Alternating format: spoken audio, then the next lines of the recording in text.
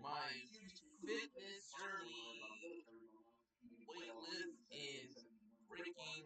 Hi, I'm Elisi Wolf. I'm 24 years old, and this is my fitness journey. What's up, Elisi? As you watch this video, a good note is that I am always the same age as whatever year it is. 23, huh? Let's start with 2015. I am 15 years old. My daily calorie intake is 1600. As you can see, I never did any type of physical activity during this time. All I did was my schooling, play video games, eat junk food, and repeat. I had 0 friends in school as well, complete loner, and sat by myself at lunch every single day. I was genuinely a very depressed kid because of this. Overall happiness level, 7 out of 10. 2016, I'm 16 years old. Daily calorie intake, 1600. Still not doing any type of physical activity. I still played video games all day long. I made really bad soccer reaction YouTube videos, and I ate food. But the difference with this year is that I changed it from eating whatever I wanted entirely to eating whatever I wanted in moderation with only one big meal every day. It was still all junk food though. I started to really hate how I looked for the first time.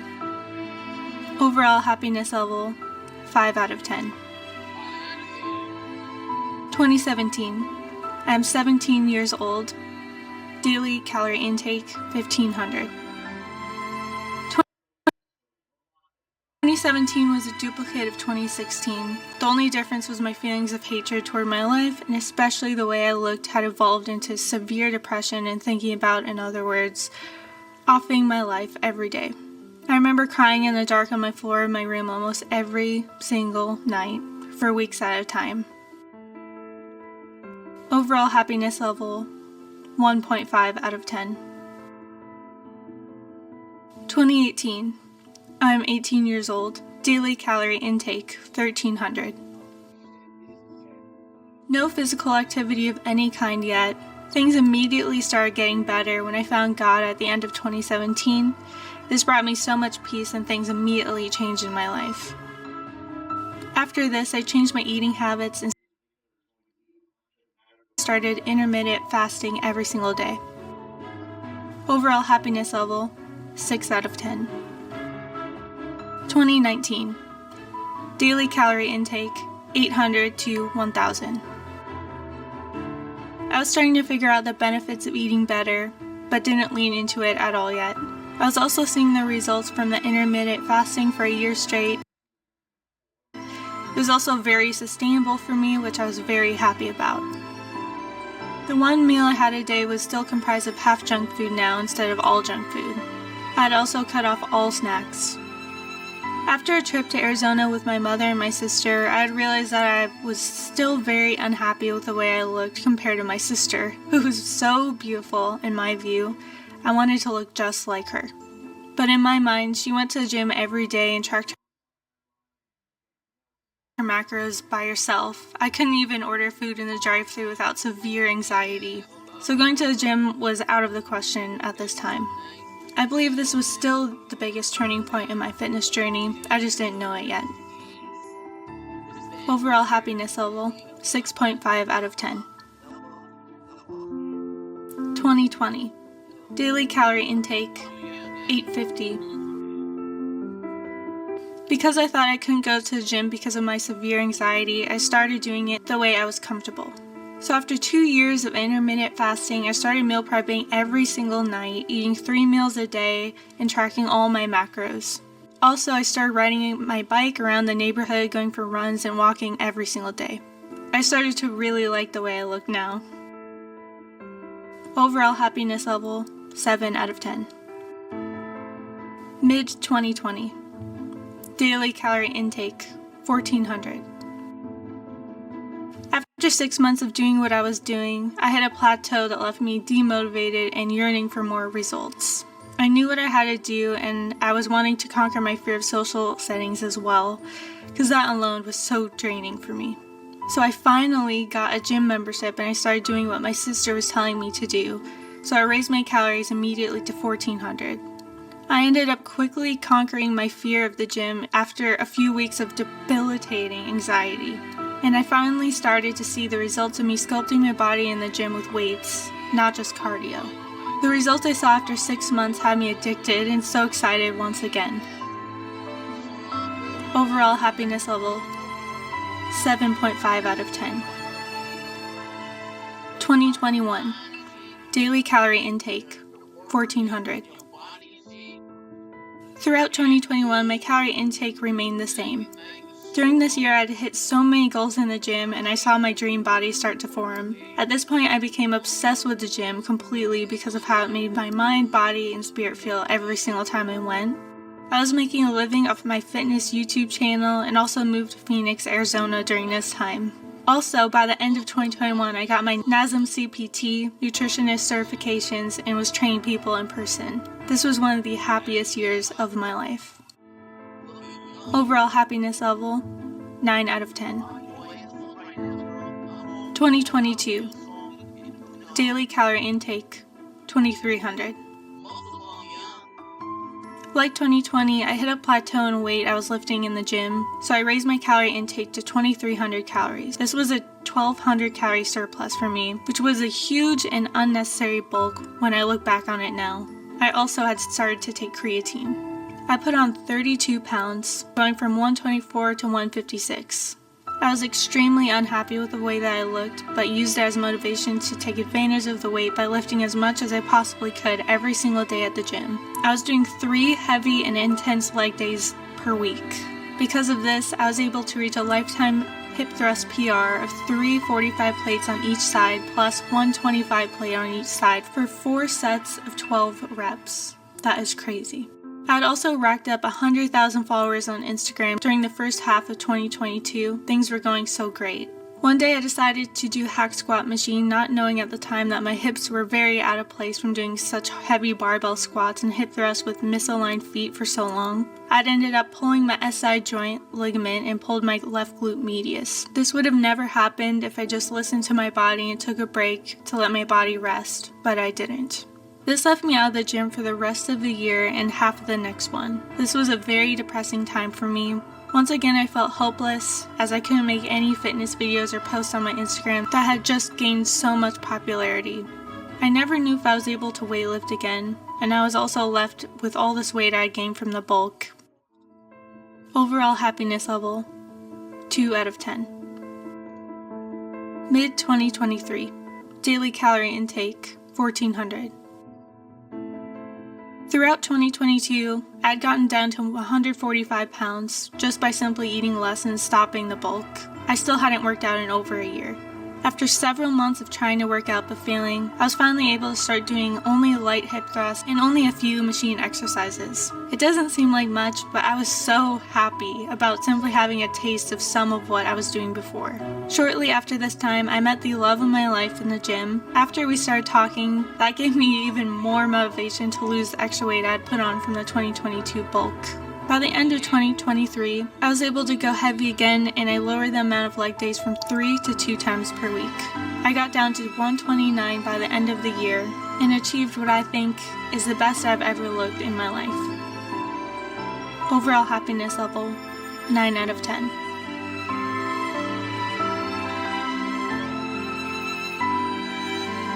You may ask, what now?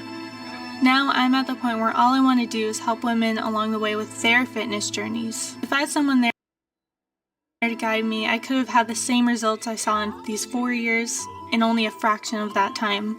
Because of that, the new journey for me is not only to be looking forward to one-on-one coaching more clients and making the most informative YouTube videos that I can create, but most of all, one day being able to own and buy my own coaching app to do just that, but for all of you. That is my new dream, and that is my new journey.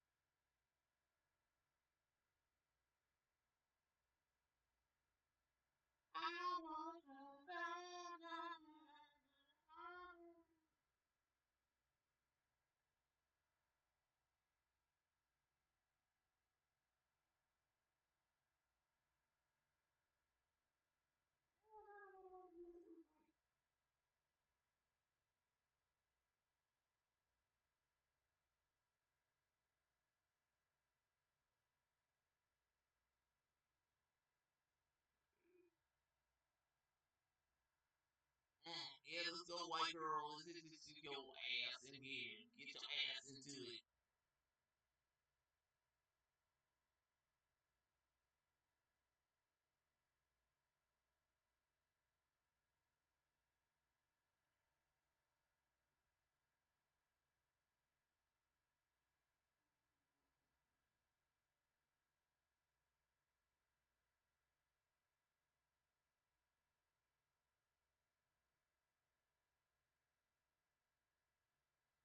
Get your ass into it. Yeah.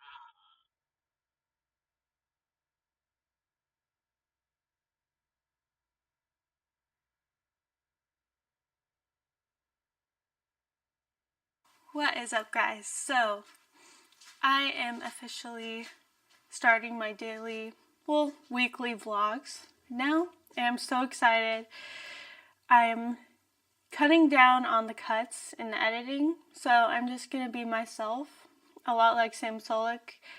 The reason that stopped me from making videos is because I don't have a bubbly personality. I'm very stoic and reserved, so I always thought like, oh, people don't want to see that, but now I'm just gonna be myself and see how it goes.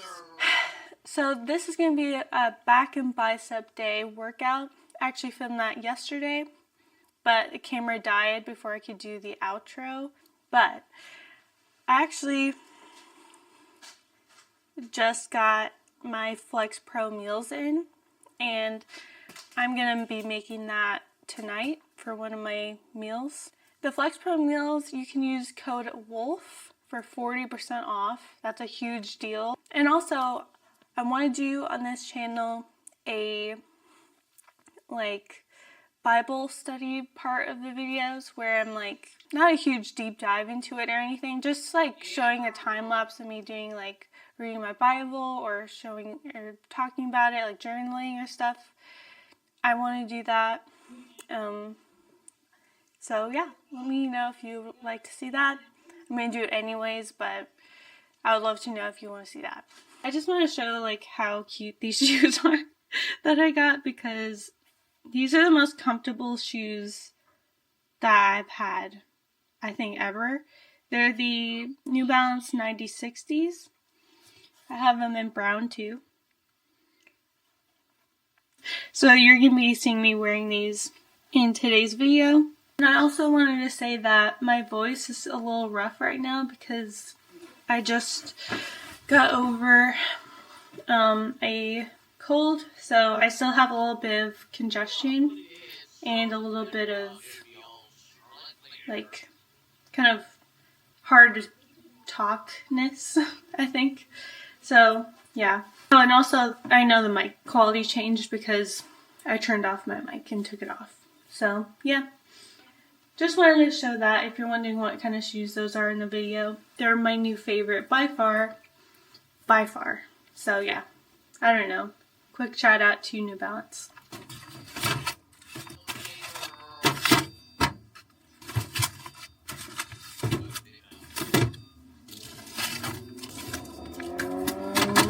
Look at how beautiful. So there's 18 of them. The nice thing about these two is it's not hard to make.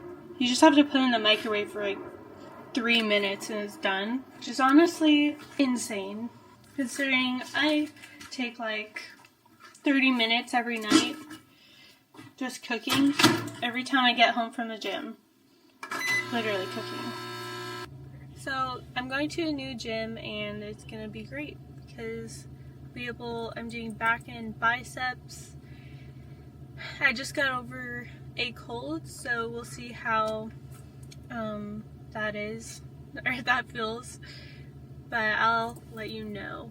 And I'm going to be recording on this for the very first time, so we'll see how that goes. I may or may not use my wireless microphone, we'll see, but yeah, without further ado, see you in the gym.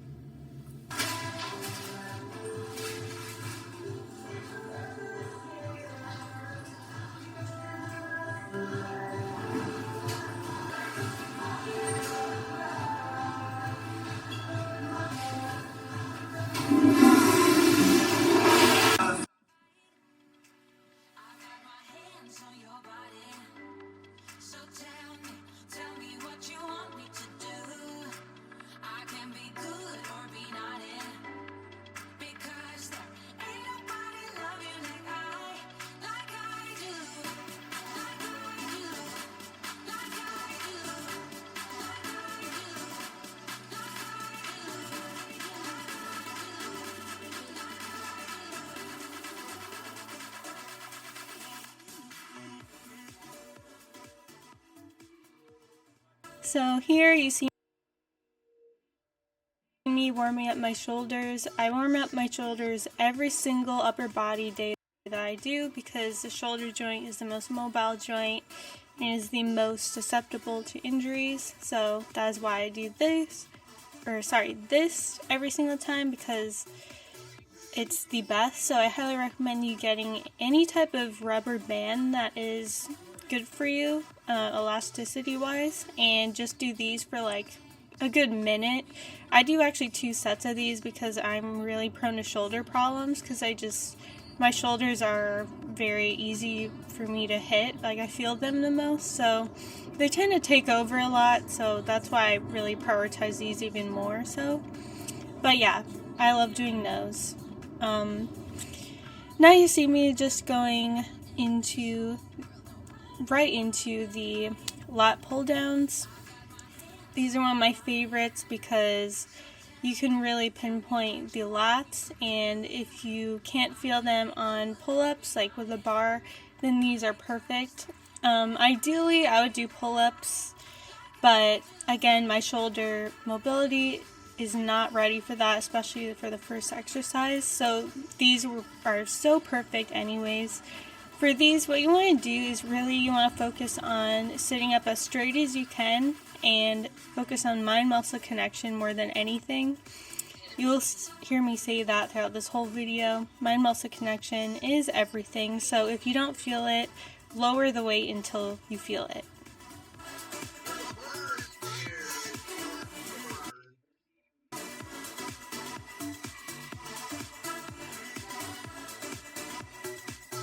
These are one of my favorites now because they feel amazing right after doing lat pull downs, so I highly recommend doing them specifically in the sequence that I'm showing.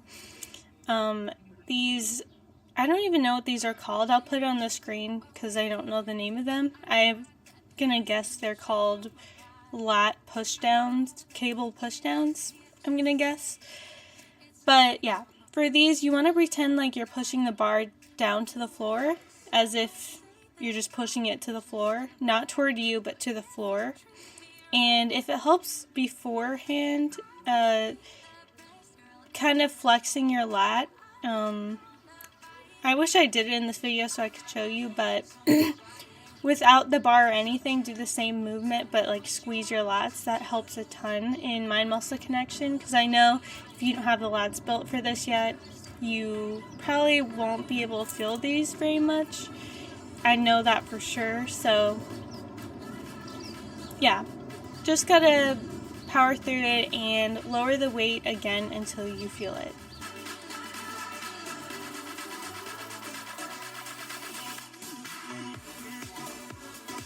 These are one of my favorite isolation exercises. So these are the single arm cable pull downs, kneeling pull downs. Again, I don't know the name for it, but I'm pretty sure that's a good general term for it. So these, they really allow you to pinpoint the exact point in your back where you want to like feel it. It's hard to explain, but for me, I feel these a lot in my lats, obviously. But the really important thing for these is going very slow and controlled on the way up, specifically on the way up, because on the way up, that's where I feel it the most. So if you're not feeling it, make sure you're focusing on the eccentric motion a lot with these, and trust me, you'll feel it. This is one that my clients feel a ton, even the women and men that just don't really feel their lats, they feel these a ton.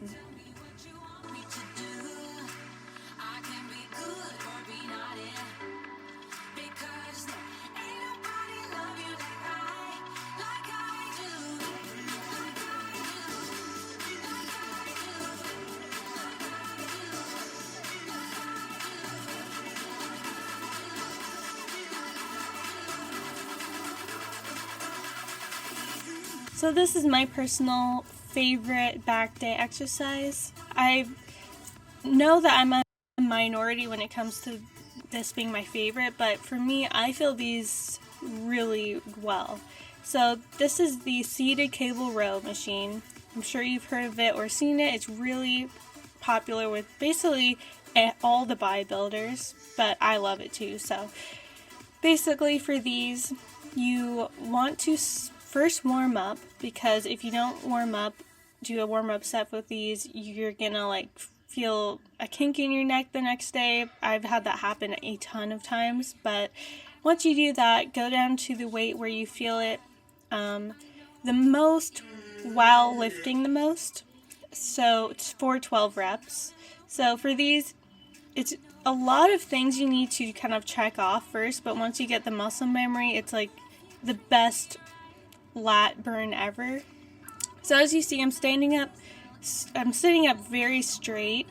I put my chest out as I'm going down, and I'm not extending my arms too much, as you saw.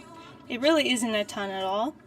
So you want to keep the arms kind of close to your body. You don't want to be like leaning forward and like throwing your arms out. The lat won't stretch that much, so just do exactly what I just did. Will be perfect. So, on to bicep curls. These are pretty self-explanatory. The biggest thing for these that people do wrong is they don't keep their elbow in the same spot. When they do the bicep curl, they move their bicep up, like their whole arm up with the weight. And you don't want to do that. You want to keep your elbows fixed at that spot and only move your forearms up, basically, if that makes sense. So again, focusing on the eccentric a lot with these. That's where I feel the burn a lot. I also did hammer curls too, that you'll see in a second. So that works both heads of the bicep, or not heads, parts of the bicep. So I love bicep curls. I don't do too many bicep exercises because the whole back day involves biceps. So yeah, I just do these as a kind of burnout at the very end. And that is my very last exercise.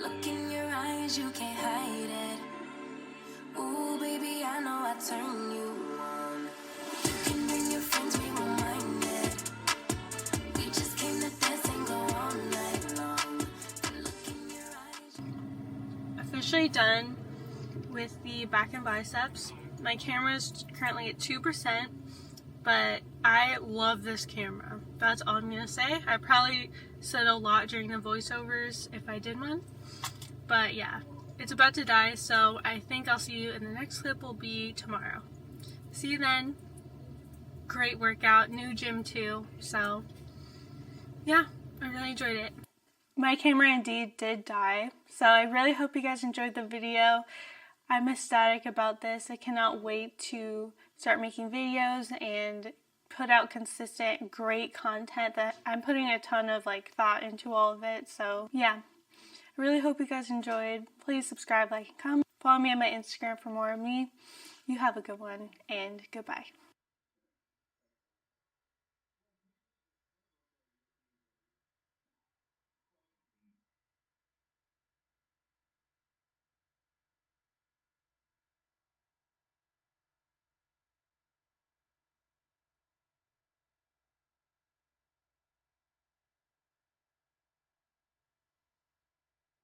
Full week of working out, beginning spring plus gym vlog.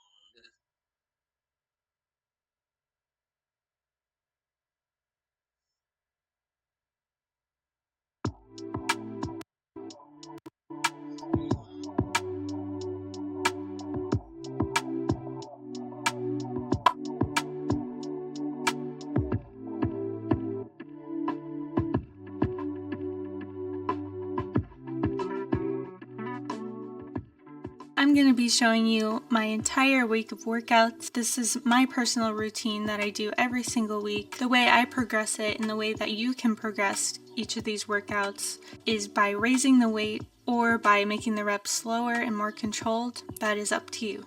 This is going to be a 5-day workout week, and this is my entire week schedule. Monday is legs, Tuesday is shoulders and triceps, Wednesday is back and biceps, Thursday is chest, Friday is legs again, and then I take the weekend off to rest. Let's go more into depth. So Monday is legs. It's very important to warm up the body first to prevent injuries and to get the most out of your workouts. The first exercise I do is hip thrusts. This will be 4 sets of 12. I really try to focus on slow and controlled movements with every single exercise you'll see throughout this whole week. So that doesn't change just for one exercise to another. That always stays the same in my routines. I prioritize mind-muscle connection over everything. Then I do Bulgarian split squats. That'll be 4 sets of 12. Leg extensions, 4 sets of 12. And then hamstring curl machine. That'll be also 4 sets of 12.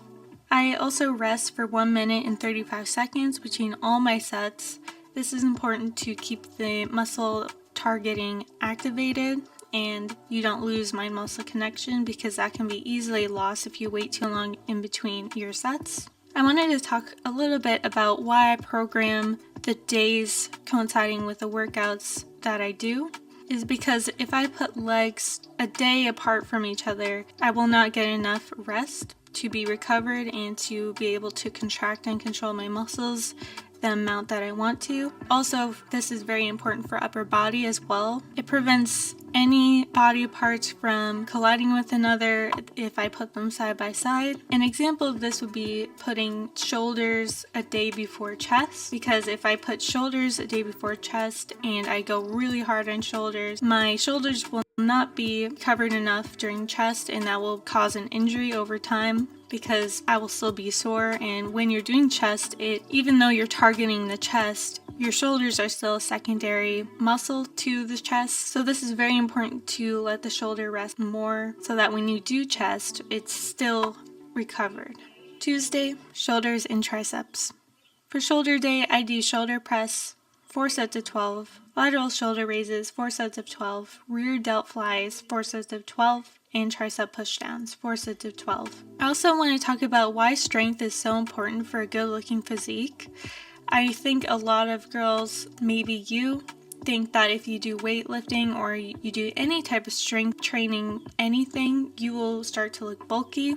And I just wanted to say that that is so far from the truth, and I do not want you to get demotivated to be healthy and fit just because of that fear. To put it into perspective, as a person that's been in it her whole life, that is equivalent to saying you don't want to go swimming because you're afraid you're gonna start looking like an Olympic swimmer. You not only have to put in every single hour of every day into it for that, but you also have to have the insane genetics for that. I can't tell you how difficult it is to gain muscle as a woman. You have to have really, really good genetics, meaning you have high testosterone as a woman to build a ton of muscle for women. With all that to say, what you will get and what is realistic to get is a very subtle, toned, athletic, fit look. This is what happens for everyone. Basically, whether you're skinny, whether you're a little bit overweight, whether you're in the process of losing weight, all that weight, and whether you're in the process of gaining some weight, that's how it usually happens. That's how it happened to me.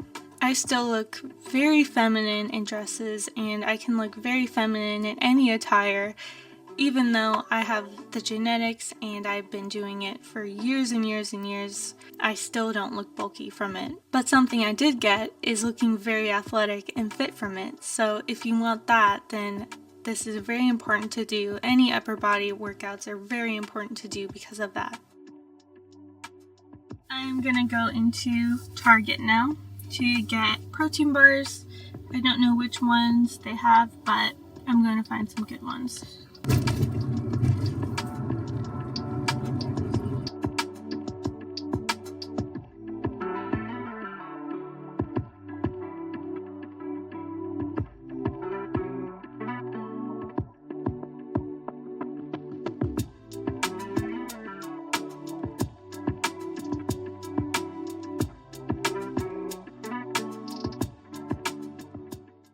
Wednesday, I do back and biceps, lat pull downs, 4 sets of 12, lat standing push downs, 4 sets of 12, single arm cable lat pull downs, 4 sets of 12, seated row plus drop set, 4 sets of 12. Bicep curls are also 4 sets of 12. Building the back is so important because it creates an hourglass effect or illusion. Building the back, specifically your lats, will make your waist look so much smaller despite your waist staying the same size. A big part actually of why I love weights and lifting weights and strength training and all that so much compared to doing only cardio or really anything else is just that. Being able to sculpt the body how you want to look is so motivating and just really cool to me. It's something you can't get with any other type of workout, exercise, or activity. I just love how you can tweak things and modify anything to make it your own. It's also why I love my job so much as an online coach. It's my favorite thing to do. It truly is. Creating programs is like a fun video game to me almost. It's just the funnest thing, and it can also be for you. I'm also thinking about making a video on how to make your own workouts because of that. It's just so fun, and I think a lot of you would be like me about that. You would find it fun. So I want to eventually make a video about that because that part will be fun. It will also make your workouts fun because of that.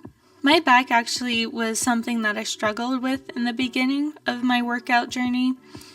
I couldn't really feel it. Every time I would try to do back, I ended up feeling my traps for some reason. This took a lot of motivation away from me from doing that, but eventually my body caught on to it and started feeling it in the muscle. This happened when I started doing lighter, more controlled reps and stopped forcing it. I did the workouts that worked for me. I also started feeling it a ton when I started doing pull-ups. So I do a random set of pull-ups on say leg day after I do hip thrusts. I would just randomly do them, mainly because I wanted to get to 10 pull-ups. That was my goal. And now I can do 18, which is crazy to me. At the time, I could only do 3. Now that I have that strength, I can really focus on feeling the muscle, and I think that helped me so much with feeling my back. I highly recommend doing them on Fridays though, so that gives you Saturday, Sunday, Monday, Tuesday to recover from it, because pull-ups are a very heavy movement that take a lot of toll on your back.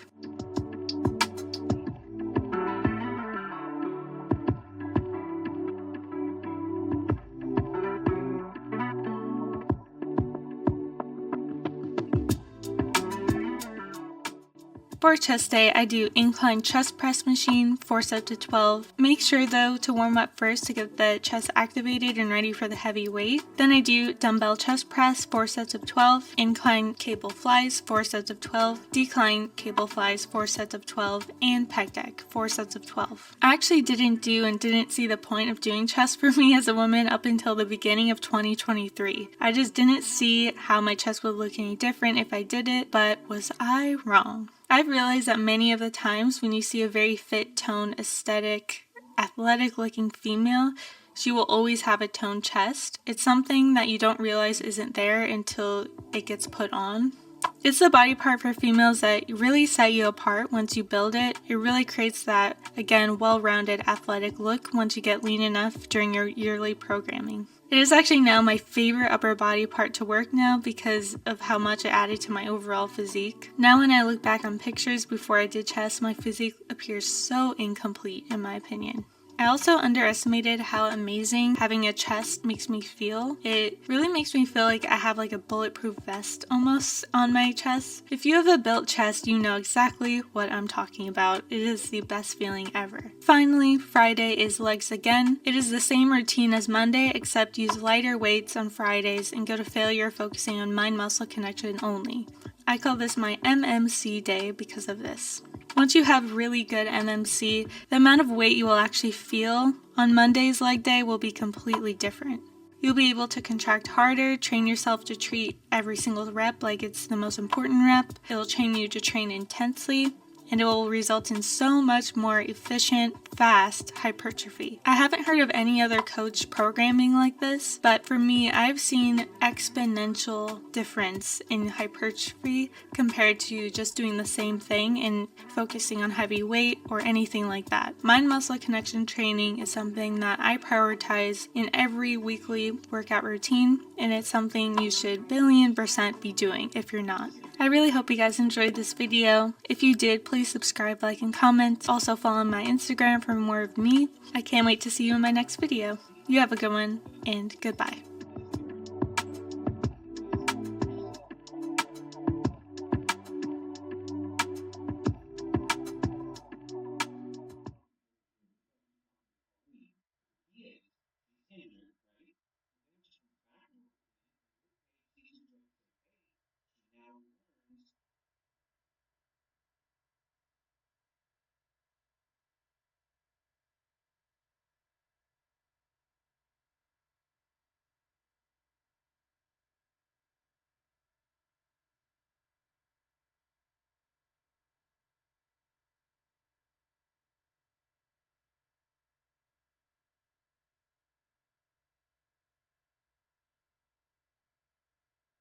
So, you want your dream body, but you don't know where to start. And I'm talking, you just want to wear a dress and just walk outside and be comfortable in your own skin. We're going to have 3 sections consisting of the mind, body, and the spirit.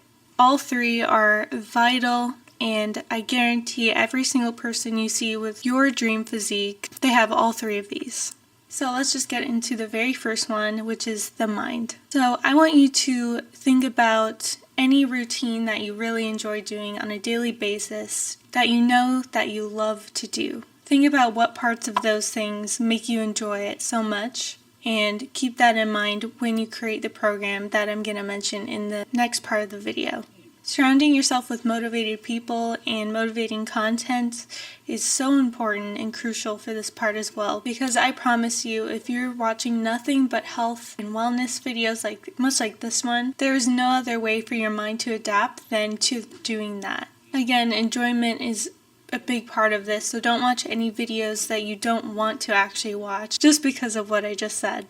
To give an example of this, if you were living in a house full of people that were crocheters and all they did was knit and do crochet all day, every day, and that's all you were surrounded by all day, every day, I guarantee you would start wanting to do that because that's their life and that's all you're being consumed by, and you'll start to want to do it too because you see the enjoyment they're having from it, so that would start to become something that you do as well. If all you were consumed by and surrounded by was things like this video and people like me, it would be almost difficult to not start doing it yourself. I also want you to focus on seeing the value in what being healthy and fit brings you.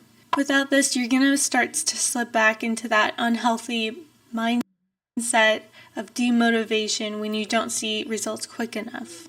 With that being said, that leads us into the body section of the video, which I'm very excited to tell you guys because this is what a lot of people want to know, is the training program. So I'm going to give you a very brief overview as an online coach myself so that you don't need a coach and you can make it your own and love doing it. I'll eventually make a full video on how to create the perfect workout program for you by yourself without an online coach like me and without a personal trainer that you have to pay so much money for. But until then though, here's the quick guidelines on how to create your own workout program that will serve you your dream physique.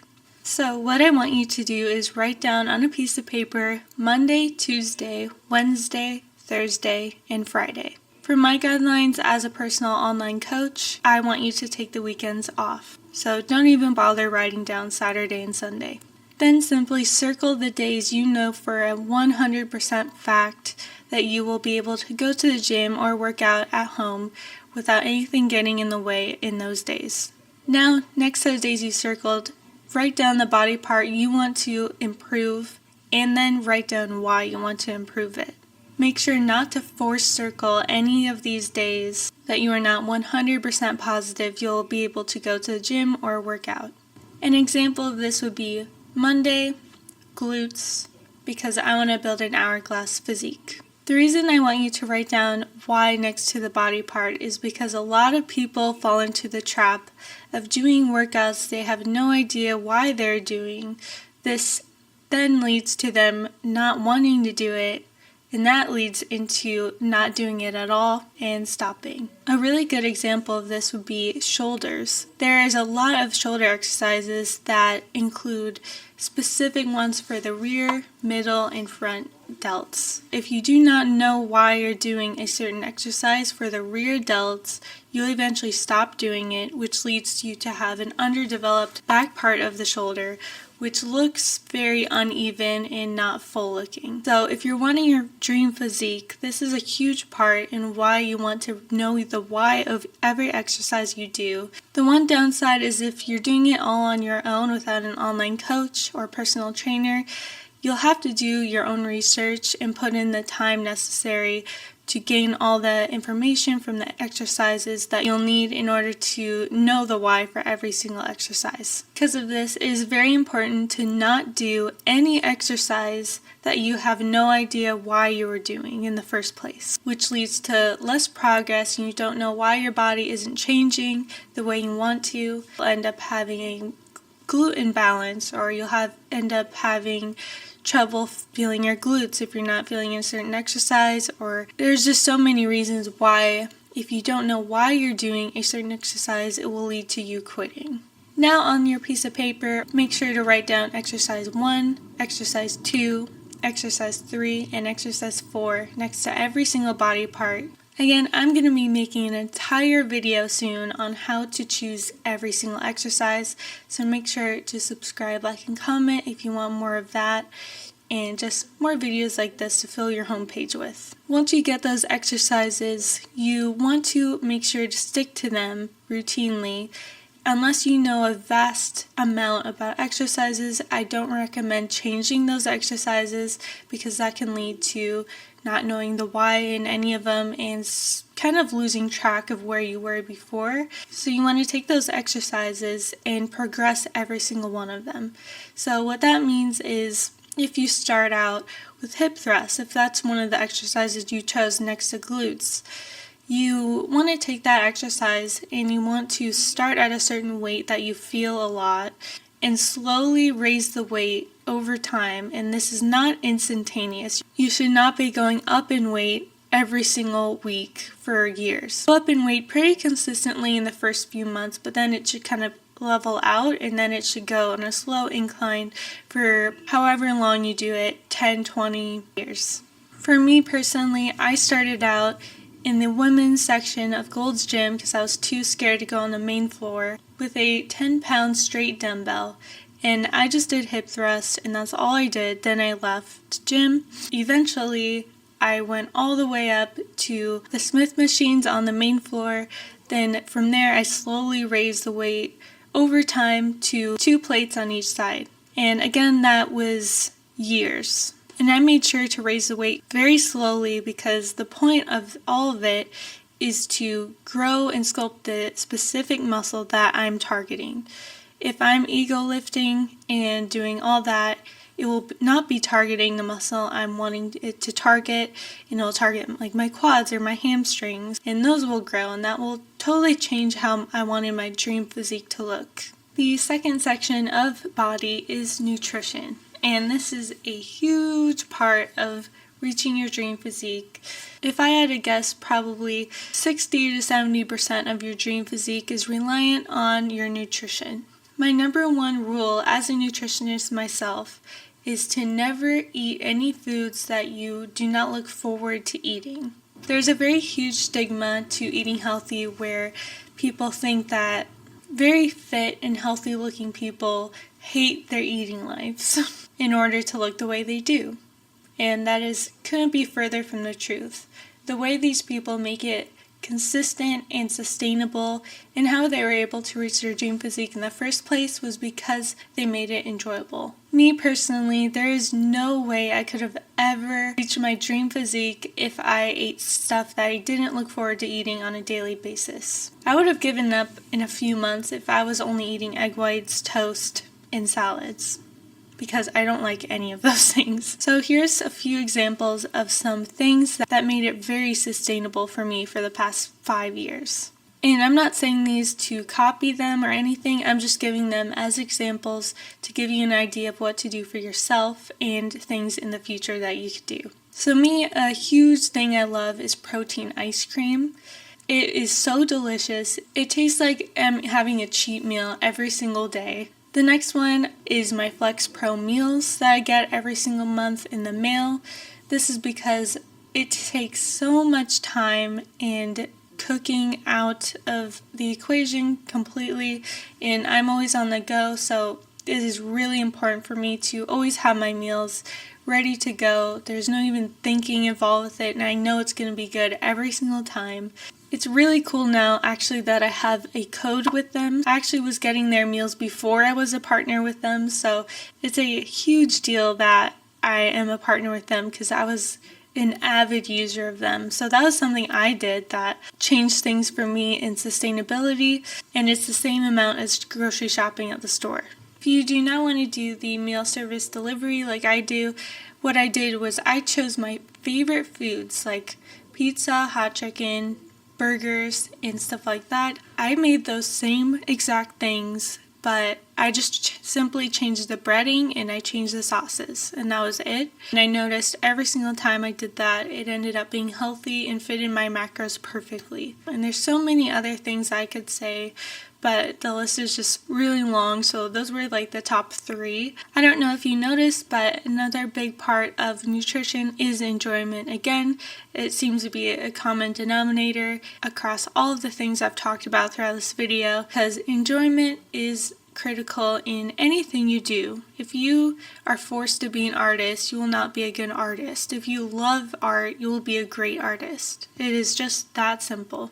I've gotten to a point where I absolutely love and enjoy so much living a healthy lifestyle. It brings me so much, and there's no way I can get that across to you without you experiencing it yourself. Those things have become a huge part of me and why I feel so amazing every single day. It is just very addicting, and I'm completely obsessed and addicted to it, and that is what I want for you. The last but most important section of this video is the spirit. I really want you to ask yourself, what is running through your head on a daily basis? Is it work? Is it problems? Is it pessimism? Is it anxiety? Is it fears? If so, I really want you to think about what you study, watch, and read online. Is it all about chaos and drama too? If we just take that as an example, all you're consuming and feeding your spirit on a daily basis is negativity. So I'll let you guess where you think your mind will go. If you're going to go to the gym, if you need to eat, it will be negativity. It is so important to feed and fill your soul with positivity so that it will get enlightened by everything that you're doing right. If you know what I'm talking about, you know how addicting this feeling can be, and I absolutely love it, because that's when it'll feel so easy doing all the things I've mentioned in this video. With that, I send you guys away, and I really hope you can watch more of my videos to get more of this information, because I have so much information to share. It is my biggest passion ever, and I want it to be your biggest passion, something you really enjoy just as much as I do. Really hope this video helped you get closer to that and just give you the guidelines on how to even do it in the first place. So I really hope you guys enjoyed. Please subscribe, like, and comment for more videos like this. Follow me on my Instagram. I cannot wait to see you in the next video. You have a good one, and goodbye.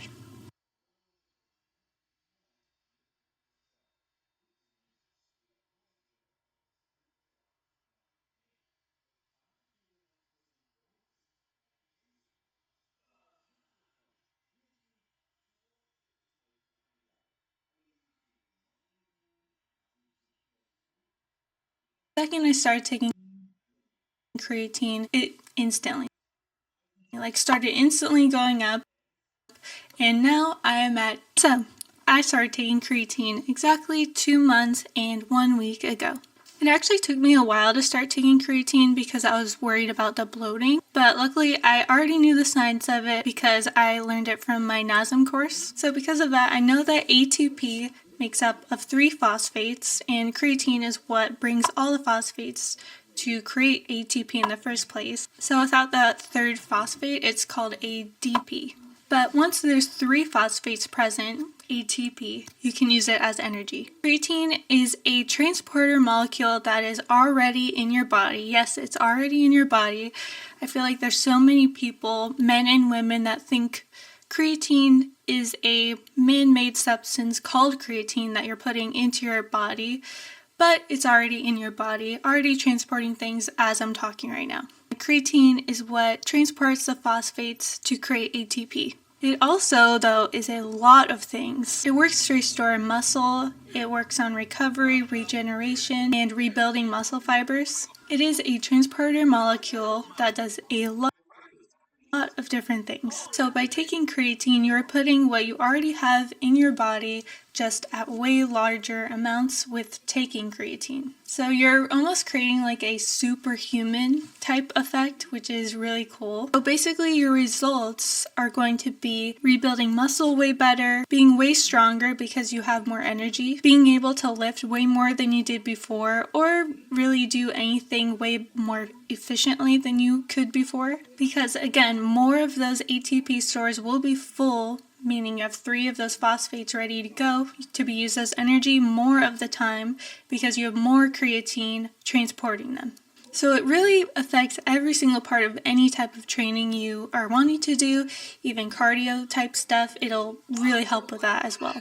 It's probably one of the best supplements. Sorry, I'm going to change that. It is the best supplement you can take for any type of muscle growth or muscle recovery, anything where you want to feel more efficient with movements and feel like the optimal version of yourself with those. So now that I've said the science of it, I'll now tell you what happened to me the past 2 months I've been taking creatine. The pros and cons I experienced from taking it, so let's just get right into it. So I do not have the original creatine that I originally chose with me, but this is the one I'm using right now. It is simply the one from Vitamin Shop, and it works the same as the other one, which will be on the screen right now, but that is the one that I did tons of research on before I got it. This one acts the same way, so if you want an alternative for cheaper, that one, the Body Tech one, is really, really good. But this one is the most consistent in all the research studies that I've read. But the monohydrate form of creatine is by far the best form of creatine that you can get. Monohydrate is definitely the most popular, used by all bodybuilders form of creatine, just because it is the one that is tested the most and has the most research backed up by it and proof backed up with it. It is also the one with the least amount of side effects with the most benefits, so I highly recommend going with monohydrate. I don't recommend really anyone, at least right now. So everyone who takes creatine always uses the monohydrate form. So I'm going to start out with the cons.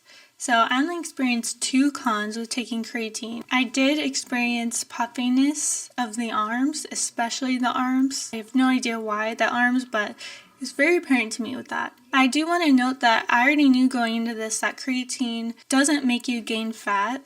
There's no calories in creatine, so it would be impossible for you to gain fat out of nowhere. What it does is it retains water in the muscle fibers. So wherever you have muscle, you will retain the water until that muscle absorbs all of the creatine that you've been taking for around the first month. So I noticed the puffiness, and I was already expecting to see that temporarily, but I wasn't expecting to see it so quickly. I got really puffy after only like 3 days of using it. I felt like I had a really low self-esteem, probably for a good 2 weeks. I was actually considering not taking it anymore just because I was so self-conscious about the puffiness. I was like, what's the point of doing all this working out if I'm just gonna look puffy? But I kept on taking it because I knew I wanted to make this video. I kept on taking it, and what I found out was that after around a month of using creatine, it totally went away. Like the puffiness around my arms and the puffiness anywhere else totally went away after the first month of using creatine. I think my body just got used to the creatine, it absorbed it all in the muscles and didn't need it anywhere else but the muscles anymore, which is exactly what the science proves too. So I guess that's a con, that you'll look puffy the first month that you use creatine, and that's where all those fat rumors come from, but as you know now, it's not actually fat. The second con was that it made me nauseous for the first good 20 minutes after every single time I took creatine for the first 2 weeks.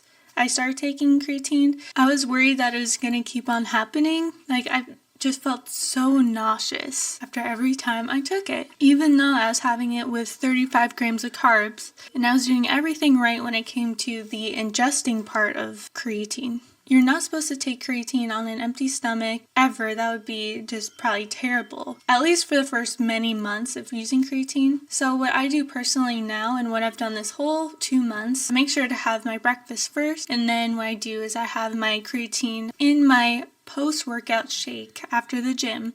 So I put my 5 grams of creatine in there, and that's how I've done it this whole time. But for the first 2 weeks of doing that, I was just so nauseous every single time. And now I think it was a rare side effect because I tried looking it up, and there really isn't any side effects noted for creatine with nausea.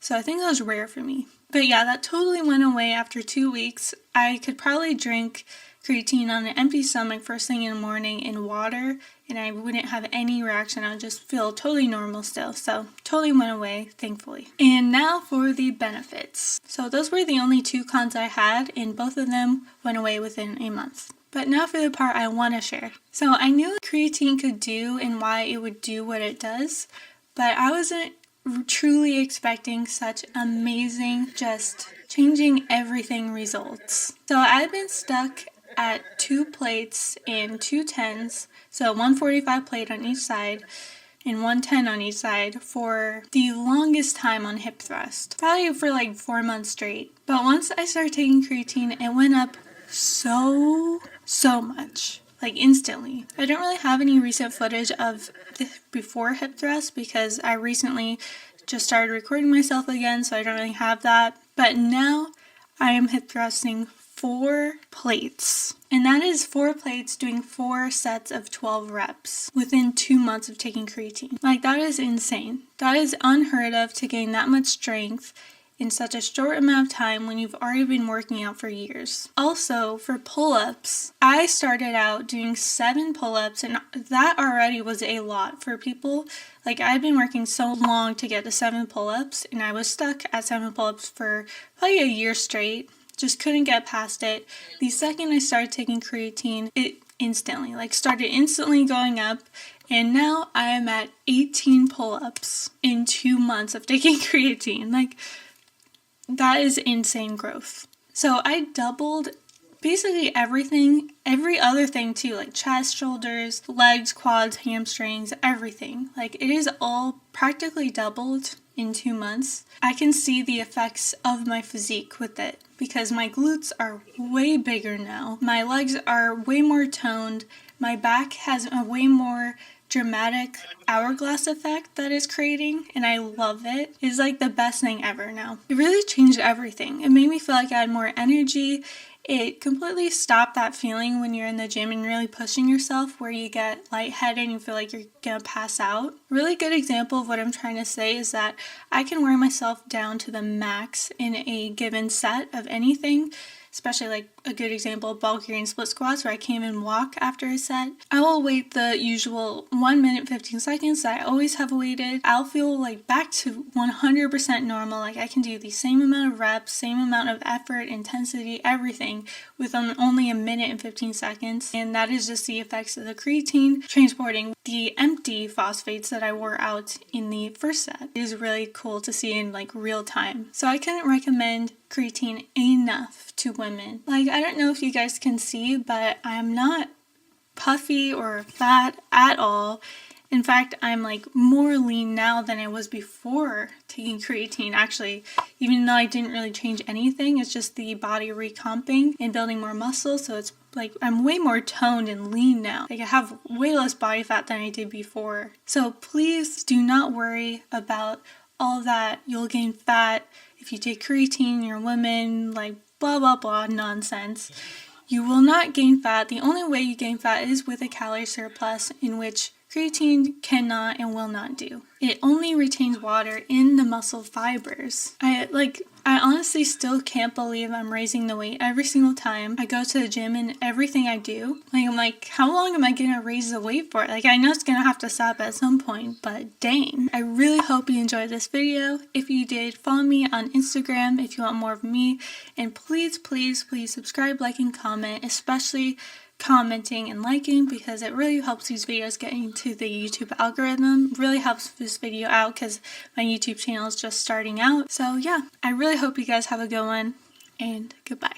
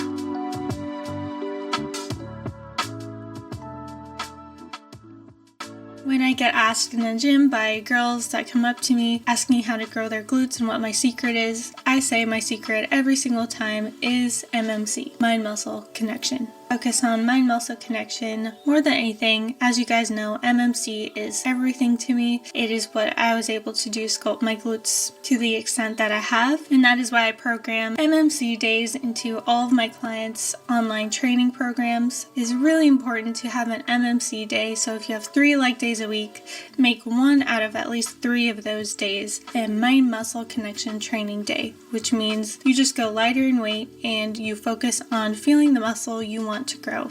As far as training goes, I did hip thrusts like always, then went into Bulgarian split squats, which are my favorite, then I did leg extensions, finally hamstring curls.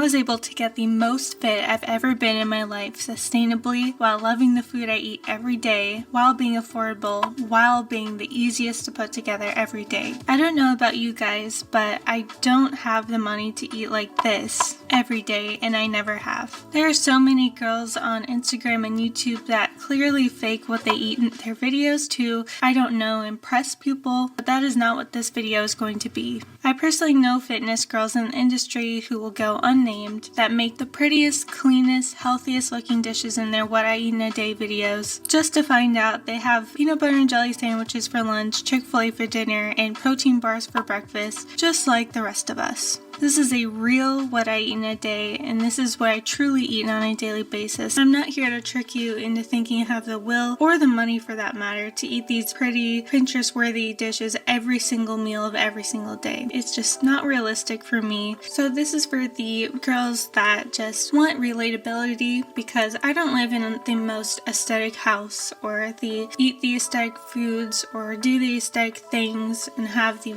cutest bathroom. It's all gonna be always relatable for me. I always start the day off with water, about 22 ounces of water to be exact. Any shaker bottle size will be good, but I put that next to my bedside bed so that when I wake up in the morning, I can drink that right away. Drinking water first thing in the morning sets your digestive system up for greatness the rest of the day, and it just makes everything so smoothly. It gets rid of any bloating and just really kickstarts your body into getting the day started. There's truly no better feeling than getting cleaned up after a hard workout and you're about to eat. It is a beautiful day here in Phoenix. I always like to go out in the backyard as much as I can here. I don't know about other places, but here April is like 75 to 80 degrees every single day. I just love nature so much and can appreciate it so much. I love just being in it. That's why I love Arizona so much, and probably why I'll be here for the rest of my life. It's so tranquil. And I don't know if you can hear all the sounds around me, but it's so relaxing, almost like therapy for me. Very good to go out in nature, especially get some sun. Despite what people say about the sun, you need sun to get vitamin D, the purest form of vitamin D. So make sure to do that in moderation. Don't go crazy spending hours in the sun. I'm talking just like 10 minutes in the sun every day is really, really, really beneficial, since most of the population is vitamin D deficient. I went up on the grain split squats, so what that means is I need some carbs for breakfast to replenish all those empty glycogen stores and to start the muscle growth protein synthesis in my muscles. So a perfect breakfast for that would be oatmeal. I'm going to use the Kodiak Cake protein oats, and it's classic rolled oats form of them. And then I'm going to put some frozen blueberries after it has been microwaved, so that way they melt into it. And I'm also going to put some stevia in there to make it taste better, some cinnamon. I'm also going to be using my banana nut bread protein powder. You can use any protein powder for this, but I cannot wait to eat this because I am starving after that intense leg day. I was at the gym for like 2 hours.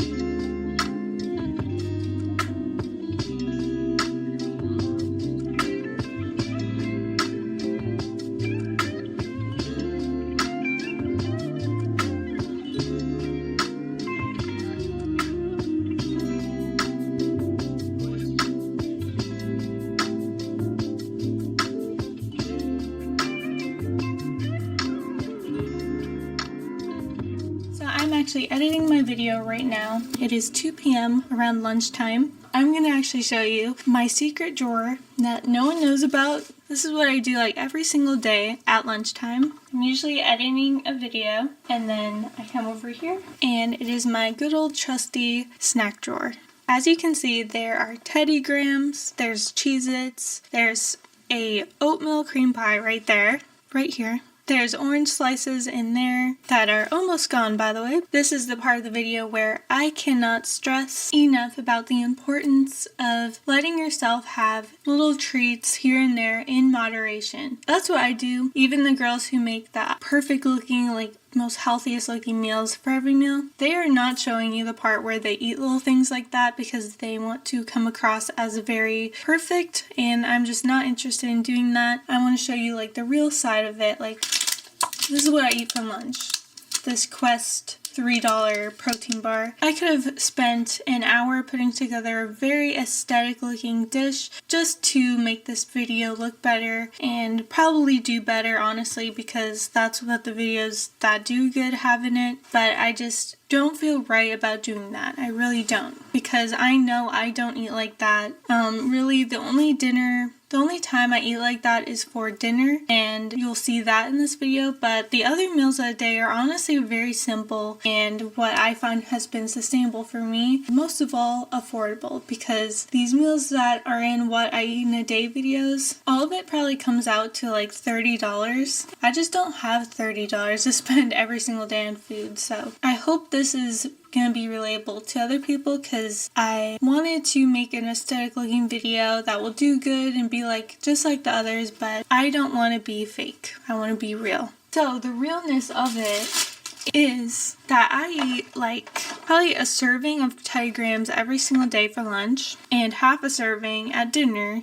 And then I eat Cheez-Its like every other day. If I had to guess, I don't count because that's just not sustainable over time. But if I had to guess, I would have like 15 Cheez-Its every other day. So it's all in moderation. It's all still very healthy. Healthy can be described as a healthy lifestyle. What is sustainable for you the rest of your life? This is a question you have to ask yourself when watching these types of videos. Is what they're eating sustainable for the rest of my life? Like, can I easily do this for the rest of my life? Can I make this $10 meal, spend 40 minutes making every single meal 3 times a day like those aesthetic Pinterest girls are doing in these videos every day for the rest of my life? And if you can, then that is absolutely amazing. Like, I commend you. I cannot do that. And I've tried, trust me, I have tried. And it's not like I wasn't able to get fit from it, because I'm the fittest I've ever been my whole life, like I said earlier. I'm also not one of those people who can eat whatever they want, that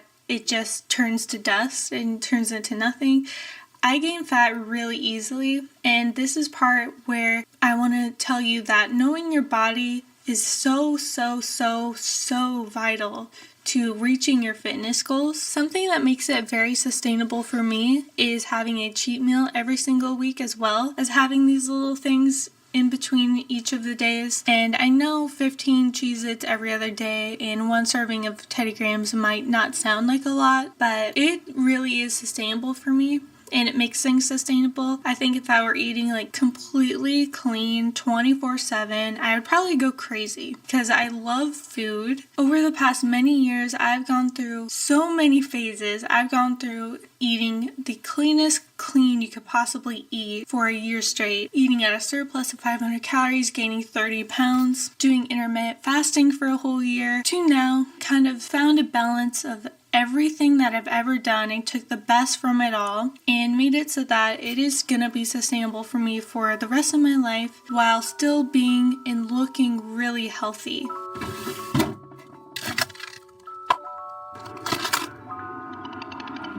So this is part of what I'm gonna have for dinner. It is the Flex Pro Meal Quesadilla Burrito.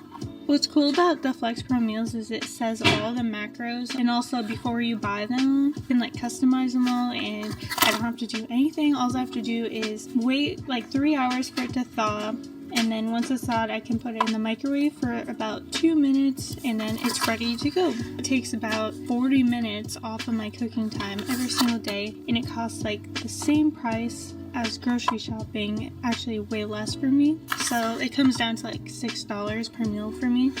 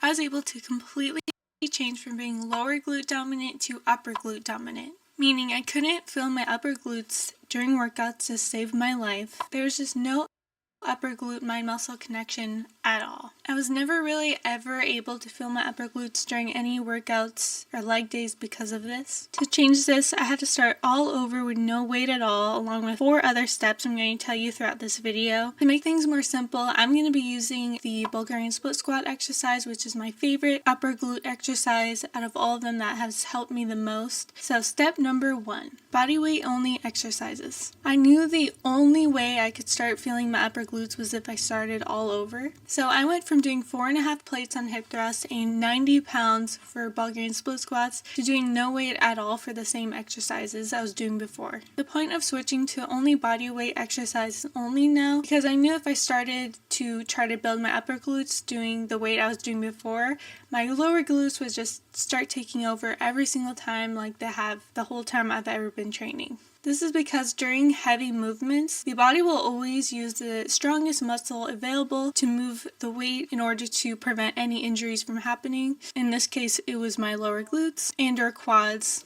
That would always be what happened. It's almost like trying not to laugh when something is really funny. If you just take away the thing that's making you feel like you need to try not to laugh in the first place, it'll make it way, way easier to concentrate. And that leads me into step number 2, which is mind-muscle connection. Now that I started all over with doing bodyweight only exercises, it was time to focus hard on all of the same exercises I was doing before, but bodyweight versions of them. I did this for as many reps as it took to start feeling the upper glutes start to burn. So usually for me it took doing around 30 very slow on the eccentric, which means going down, and then very powerful quick on the way up concentric movement to start feeling the burn in my upper glutes a lot. And when I say slow for the eccentric, I was literally taking like 5 seconds on every single eccentric rep. So that was like a lot of effort and intensity. But that's what it took to start isolating that muscle finally, because there was no mind-muscle connection there at all before, and now is like the hardest part of the whole thing, which is starting to build it. And for that isolation, you really have to focus and concentrate your hardest on the upper glutes for that to happen. So for this, I did around 4 sets every single time for around 6 leg days straight. Again, this is no weight, this is just body weight only. And I can't stress enough how hard you need to focus with this, especially if you're not like me, upper glute dominant. I was lower glute dominant, so you really need to focus hard. But just know it will pay off once you start adding weight in again, and it won't be like that forever. I know for me it wasn't, because now it's like the easiest thing ever to contract and use my upper glutes. Also, many people think too much about the right form during a movement. They end up completely forgetting about focusing on the muscle they're doing the right form in the first place for. For me personally, mind-muscle connection comes first and then form comes second, especially in the instance of trying to switch a dominant muscle from one to another. I have found most of the time I'm really feeling the upper glutes, or really any muscle working, I'm automatically doing the right form. This is also really important to know during this step, because when you're not doing any weight, you don't have really any worry for injuries. So this is extra good to focus on mind-muscle connection over form in this step as well, because form can be really distracting and it will totally distract you from feeling the contraction in the muscle you want. And when you're worried about where your limbs are and just what you're doing in general, it really takes away from the contraction you're wanting to feel in the muscle you want, because you can't really think about both at once. And doing mind-muscle connection first, like I do,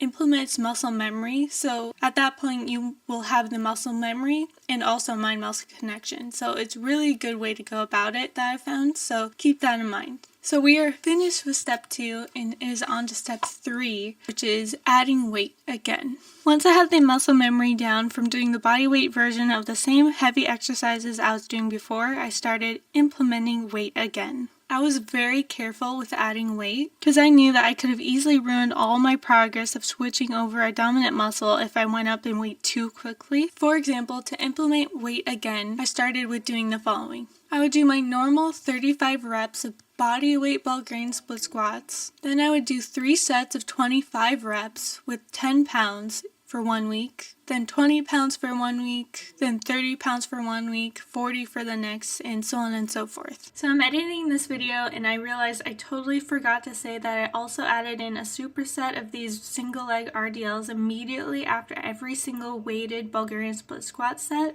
and I did AMREP for these, meaning as many reps as possible. This is very important. Then I would end it with a burnout set of bodyweight Bulgarian split squats till failure. Usually by now my upper glutes are on fire, which is such a great sign for a new dominant muscle for me. And in the gym, after I would do these, I would look in the mirror and I would finally start seeing the glute shelf forming when I'd have a pump, which was really motivating for me to keep doing what I was doing. I also wanted to note that if I didn't feel the weight I was implementing, even for a few reps at a time, I would immediately lower the weight 5, even sometimes 10 pounds until I started to feel my upper glutes again. And this is probably one of the key points of this whole video, being really aware of the contraction you're feeling and awareness of what muscle you're feeling, and if you feel it anywhere else, you need to lower the weight, which I know can be demotivating at the time, but trust me, it will pay off. Finally, for step 4 is making tweaks. Before, when I was doing Bulgarian split squats with two 45-pound dumbbells, I would never feel the top of my glutes. It would be all lower glutes and quads. After I started my upper glute journey, I actually noticed this skinny girl with best looking glute shelf I've ever seen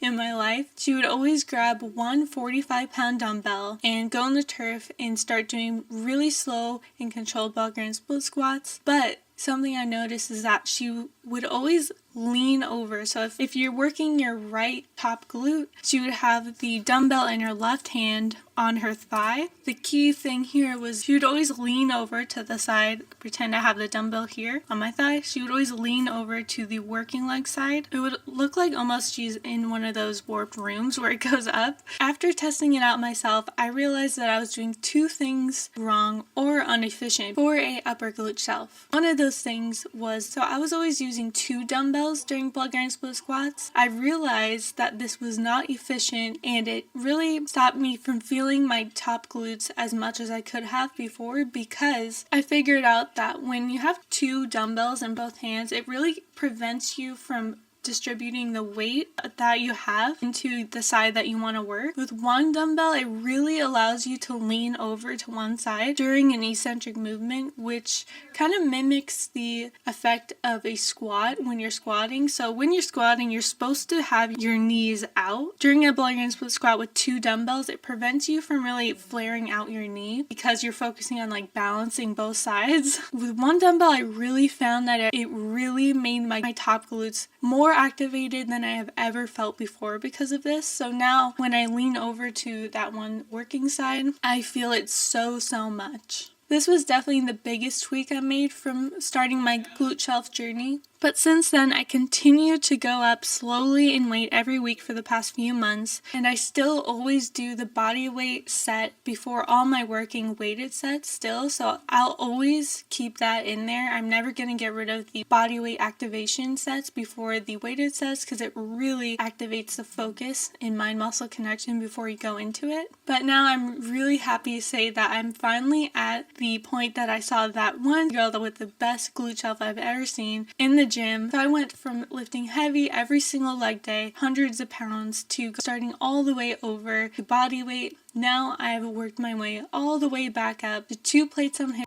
thrusts and one 45-pound dumbbell with Bulgarian split squats. The only difference now is my upper glutes are totally dominant in all these movements and exercises now. I could do squats and I'll feel all of them in my upper glutes. I could do hip thrusts, all upper glutes, anything, I'll feel it in my upper glutes, especially Bulgarian split squats. And I feel like because of all this, I finally achieved that glute shelf that I've always wanted. I can say wholeheartedly that all of this is totally worth it, and now I have all that wisdom and information to give you so that you can get an upper glute shelf if you don't like being lower glute dominant like I was. So this is for you to take to do your own glute shelf journey if you want. I have so much information to share with you guys. This is just a little piece of it. I think I'll make a whole video on specific exercises you can do to really enhance your upper glutes. I really hope you guys enjoyed. Please subscribe, like, and comment for more of me. Follow me on my Instagram. You have a good one, and goodbye.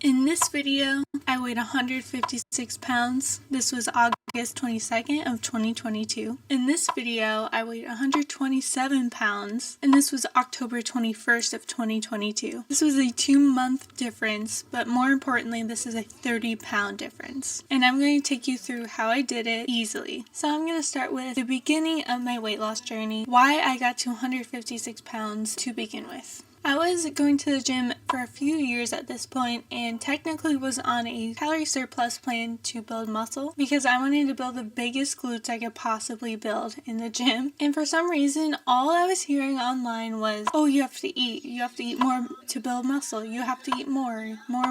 So that's exactly what I did.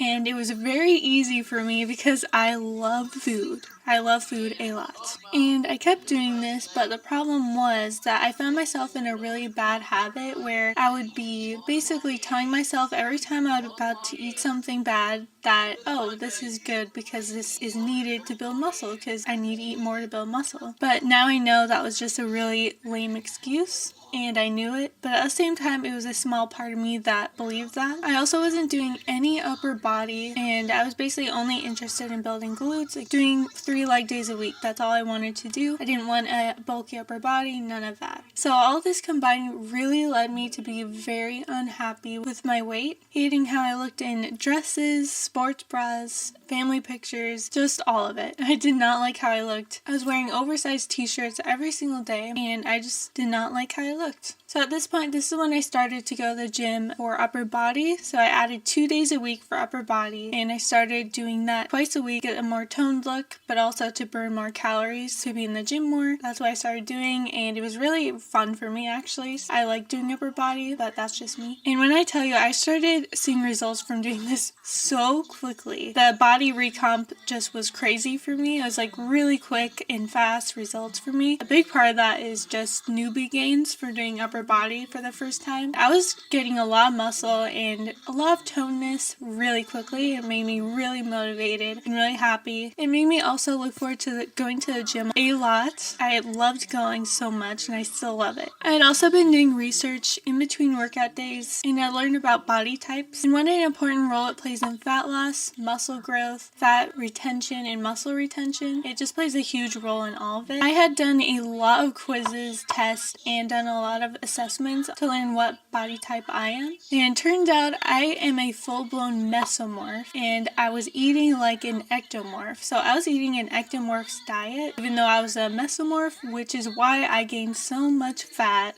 when all the girls online said that you should eat to gain muscle. Really all I was seeing was fat gain basically. So this really answered that question for me, made me super motivated because an ectomorph is a body type that has a really hard time gaining fat but also has a really hard time gaining muscle at the same time. Whereas me, a mesomorph, has a really easy time gaining fat but a really easy time gaining muscle. So basically I can get away with eating way less while retaining the same amount of muscle, if not all of it. Whereas an ectomorph, they need to keep on eating and eating so that they retain that muscle, and the second they start eating less, they start losing that muscle really easy. So that's kind of where you need to take advantage of your body type and know your body type so you can do what works for you. Although it was hard to give up the really delicious foods I was eating before, and trust me, it was hard because I'm a mesomorph and we love food, we love to eat. Trust me, it was difficult.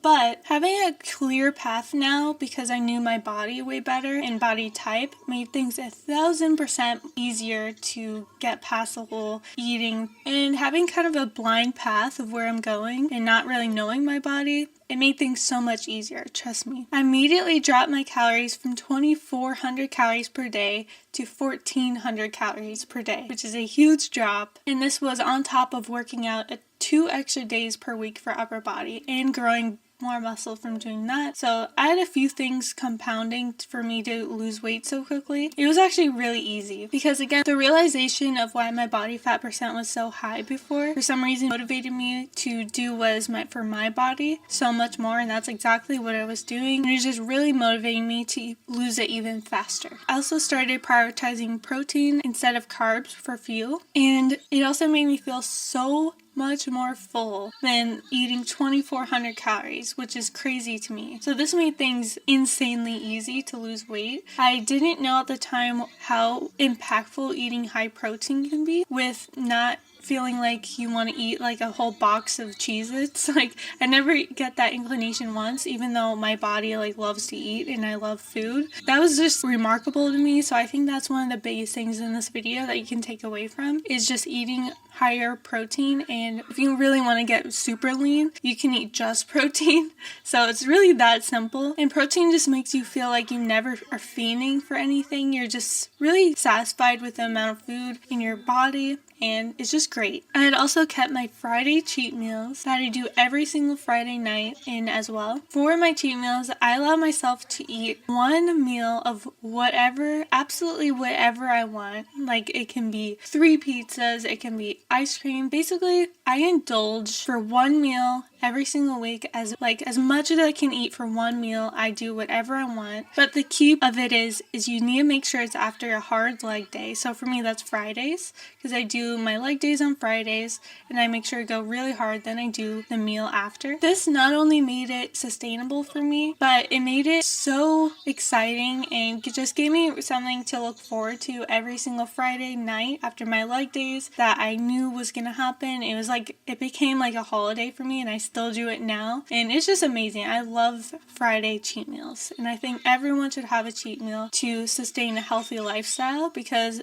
healthy lifestyles can be very bland in the grand scheme of things when you restrict absolutely everything. It's just not a way to live, to restrict everything out. Food is a huge part of life and you should enjoy food. That's why I'm making this video, so people don't think you need to eat salads and just restrict your life away to just look decent. A cheat meal also works as a reward system to the brain. There's actually studies on this. If you work out hard all week and you have a cheat meal, it actually builds up a reward system in your brain to work out harder. So that's a really good thing to know. Also, it is absolutely guilt-free whenever you have that cheat meal every week, because body knows you've earned it, and I never feel any guilt, which is like the best part of it. There's nothing better than eating whatever you want for one meal and not having any guilt at all for it. It's like, it's different. Even as someone who gains fat really, really easy, it hasn't affected me whatsoever, and my goals,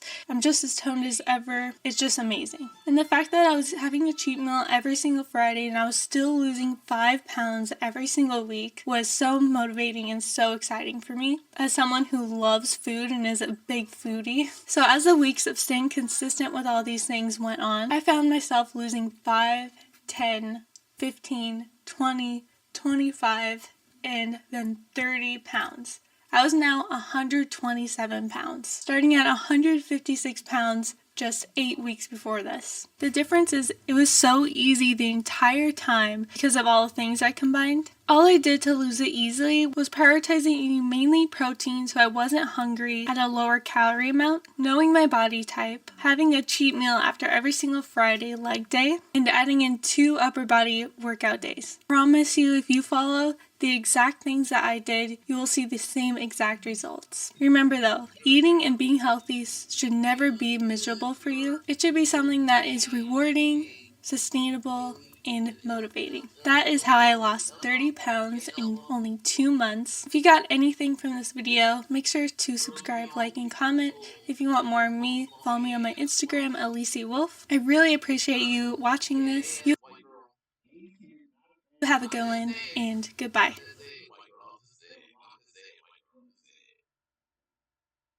All due respect, girl.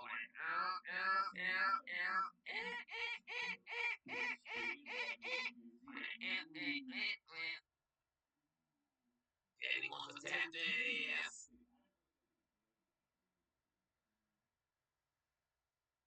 Just saying, white girl. Daddy wants to tap that ass. You know, everybody's talking about the Fantastic Four.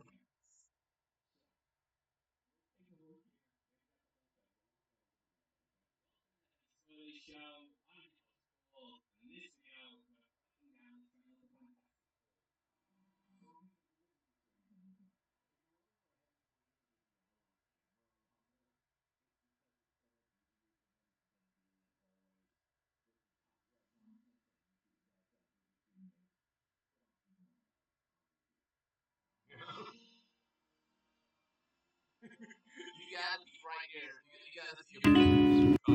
Yes, I love it. Oh my god, it's so good. And then go down, There you go. That was most of my lady. up, in like this, lean forward. Come on. You know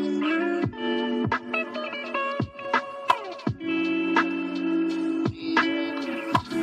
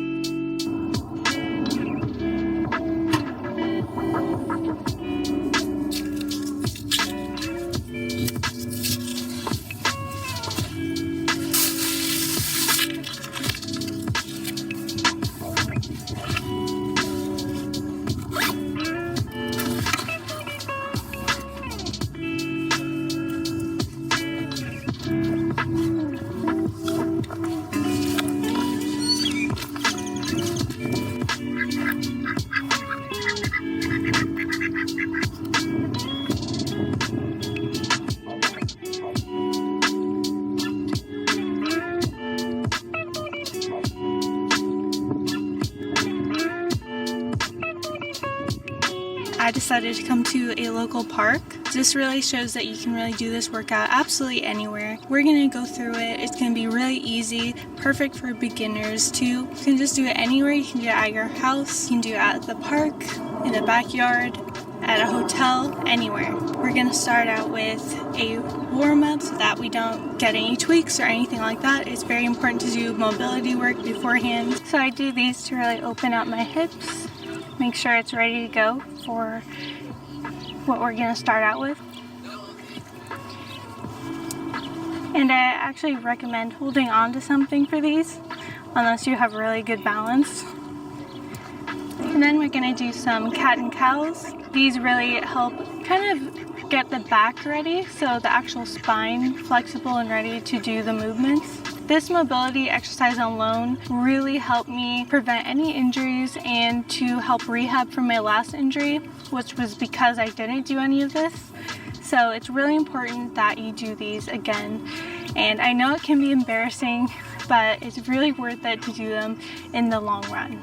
Oh, and what I used to do for these was I used to do them in the locker room of the gym, and before that I did it in the stall of the bathroom. I just did not like doing them in public, so you're absolutely fine to do that if you want.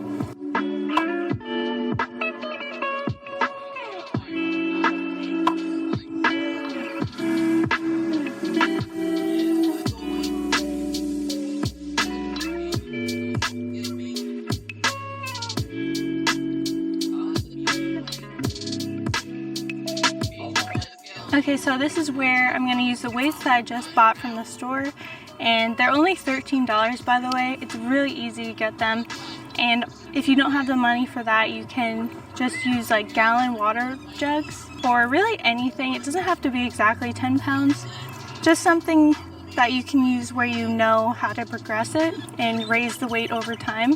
I personally went with the 10-pound dumbbells though, because it's a really good way to start out with it. We're going to start out doing body weight RDLs to get the kind of glutes activated, and then we're going to go on from there. You want to make sure that you're focusing on the muscle, and I say this a lot, but you really want to make sure you're focusing on the muscle and not the weight. That's why we want to start out with no weight right now. That way you're able to feel it right. So when you go down, you really want to make sure you're thinking about the muscle, which is for me the upper glutes. You can think about the hamstrings or the lower glutes, but just make sure you're thinking about the muscle. I like to pretend I'm about to sit down in a chair. Just do the same exact movement as you would sitting down in a chair, but just to make that movement very slow and controlled.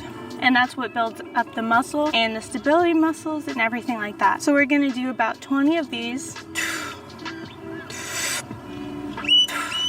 really good to start out practicing your breathing, because your breathing is a huge important factor once you raise the weight to your progress level, because breathing not only stabilizes your core, but it brings the oxygen to the muscles, which you really need. That's a huge problem that I see people do.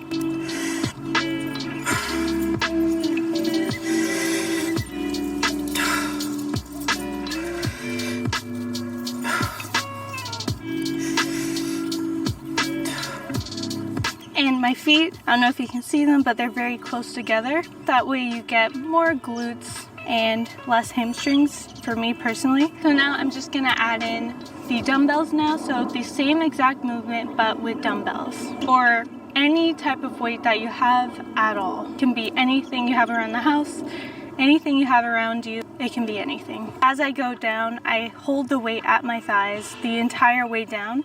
And the way you know you're doing the form wrong is if the weight is not at your thigh. So it should be scraping against your thigh the whole time. And we're gonna do about, I'd say 15 of these. So breathe in and breathe out on the way to the top, not at the top. So you wanna breathe in before you go down and breathe out as you go back up.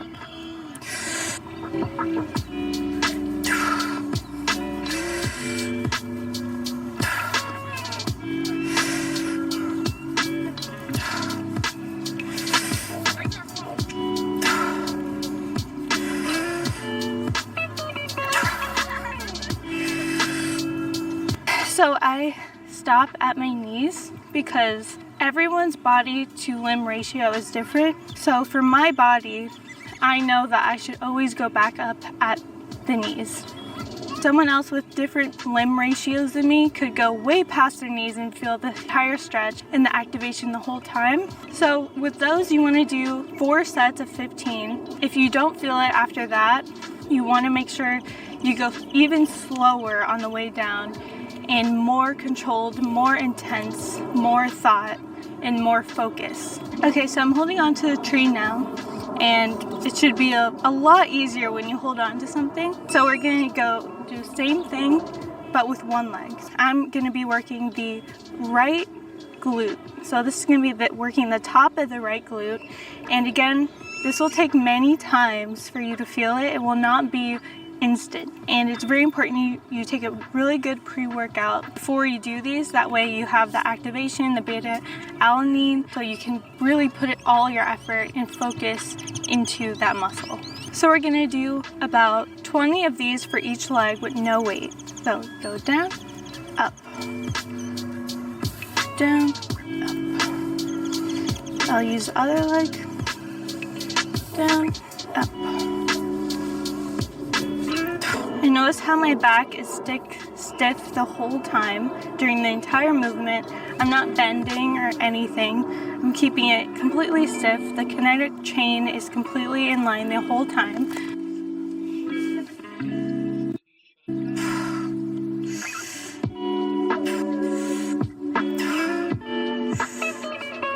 And you can kind of see the point of rotation is at my glutes. So my glutes are staying at the same exact level, whereas I'm using my entire body rotation as the weight for it.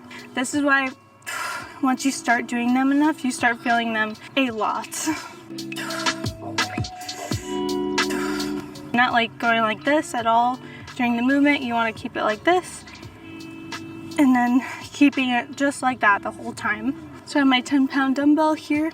I'm just going to use this on the opposite arm of the working leg. So whatever side glute I'm feeling, I'm holding it on the opposite side. You want to keep going until you start feeling the burn a lot.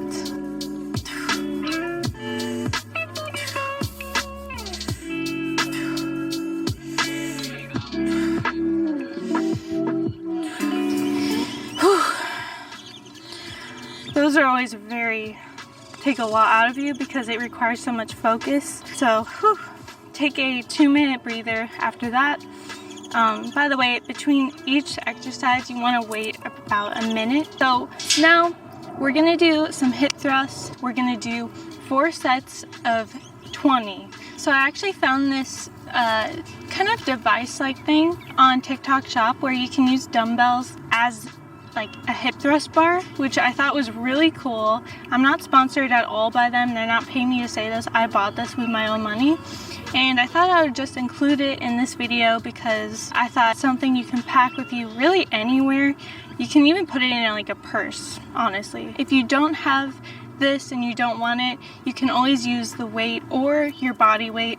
But I thought this was cool just to include in this video because you can really pack it anywhere with you. If you do want to get it, I'll link the TikTok that I bought it off of, and I love it so much. It's really cool. I found this bench right here. You have to get kind of creative with it because for hip thrusts you want to have something to stabilize your back.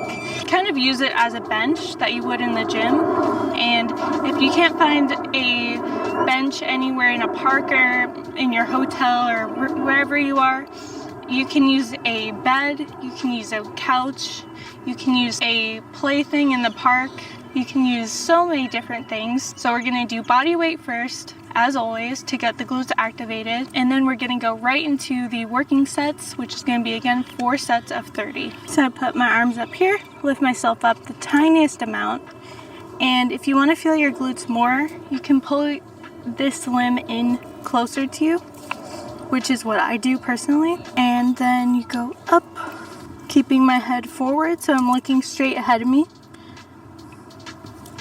Down. Again, my breathing.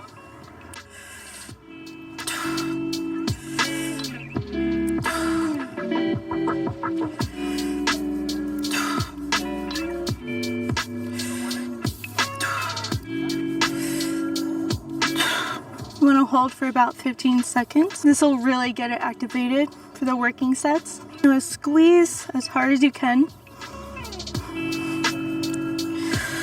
Whew. Now we're going to go into the weighted sets. And for these, we're gonna do 4 sets of 15. And again, if you don't feel it for them, you wanna go up in rep until you feel it. And you wanna go slower, more controlled, more focused, and more intense with it. If you don't feel it within 4 sets of 15 reps, that means you're going too fast. You're not thinking about the muscle hard enough, and you just need to give it more time for your body to build up the mind-muscle connection. So I promise you, if you don't feel it, you will if you give it enough time. 4 sets of 15, let's do it.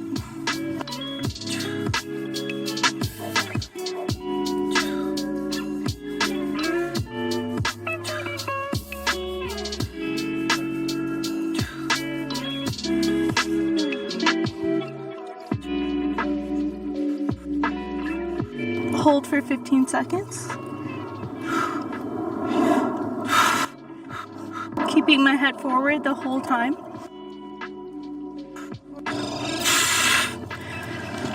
Whew.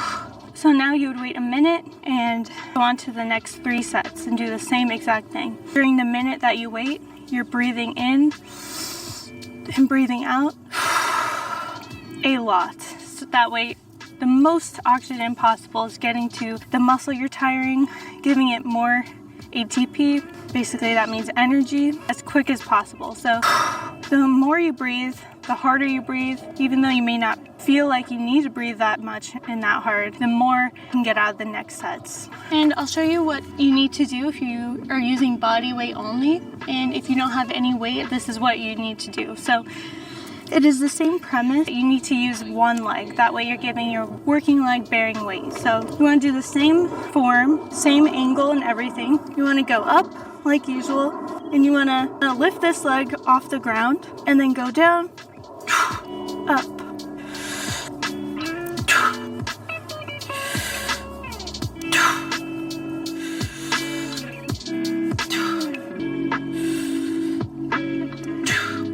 And then hold for the same amount of time as with the regular weight and regular hip thrust. And those are actually more difficult than the weight bearing ones, but it takes more stability. It may take practice, but you will get it eventually.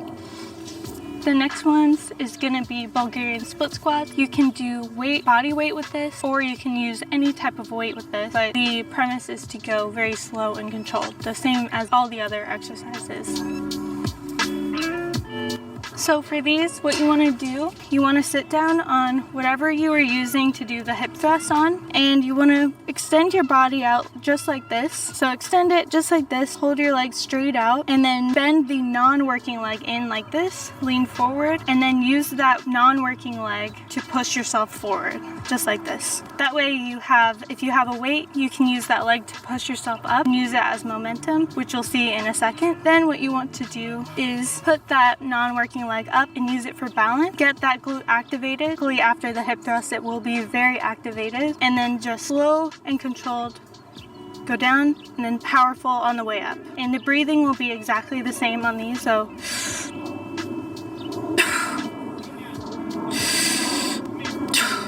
and you want to lean into this glute. You want to make sure you're flaring out your knee and don't let it go in, or else you won't feel the glute working at all. So you want to make sure you're flaring out the knee, leaning to the side of the working glute, and then you're going to do about as many as you can do for these until you feel it burning, until you can't do any more, basically.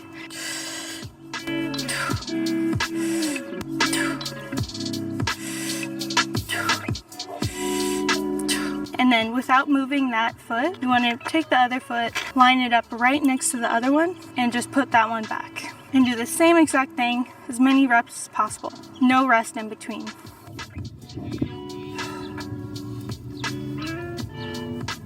If you do not have weight, you want to progress it by going slower and more controlled. Go back, push yourself up.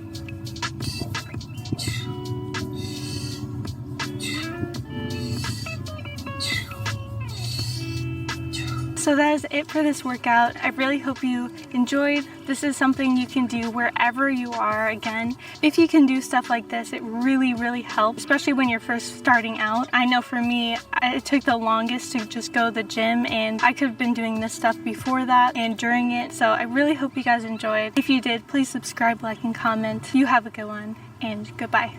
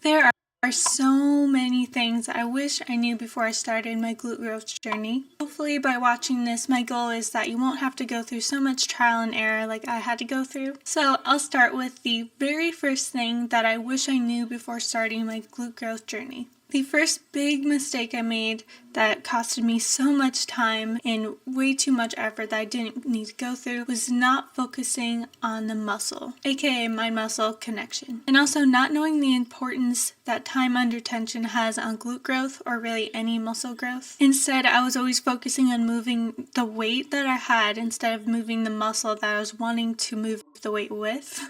And I definitely wasn't focusing on time under tension or muscle connection either, which is absolutely crazy to me because now the most important thing in my coaching that I have all my clients do is phase 1, mind muscle connection training. Yes, I dedicate the entire first phase of my coaching, which is 12 weeks, to creating those vital neural pathways that are not there at first before I add any weight into their custom plan. I have them all do this for 5 whole weeks, so no weight for 5 whole weeks. That's how important establishing mind-muscle connection first is to amazing glute growth results once weight is added. I thought before working out that all I needed to do was the hip thrust and squat movement, but going about it the way I did only created dominant muscles that I didn't really want instead of the glutes. What those dominant muscles were dominant lower glutes and dominant quads. So that means for every exercise on leg day, I couldn't feel any other muscle working besides my lower glutes and my quads, no matter what I did on Bulgarian split squats, anything else, even hip thrusts, I could not feel my upper glutes, anything besides my lower glutes. I eventually had to start all the way over again after years of progressing with weight, and finally after re-progressing again with the right mindset of time under tension, focus, feeling the muscle, mind-muscle connection. I am finally upper glute dominant in every single leg day exercise that I do. I don't feel my quads, I don't feel my hamstrings, I don't feel lower glutes unless I do specific exercises like leg extensions or hamstring curls. So this one alone will save you from years of glute growth plateaus. Number 2 is that the amount of leg days I was doing per week was way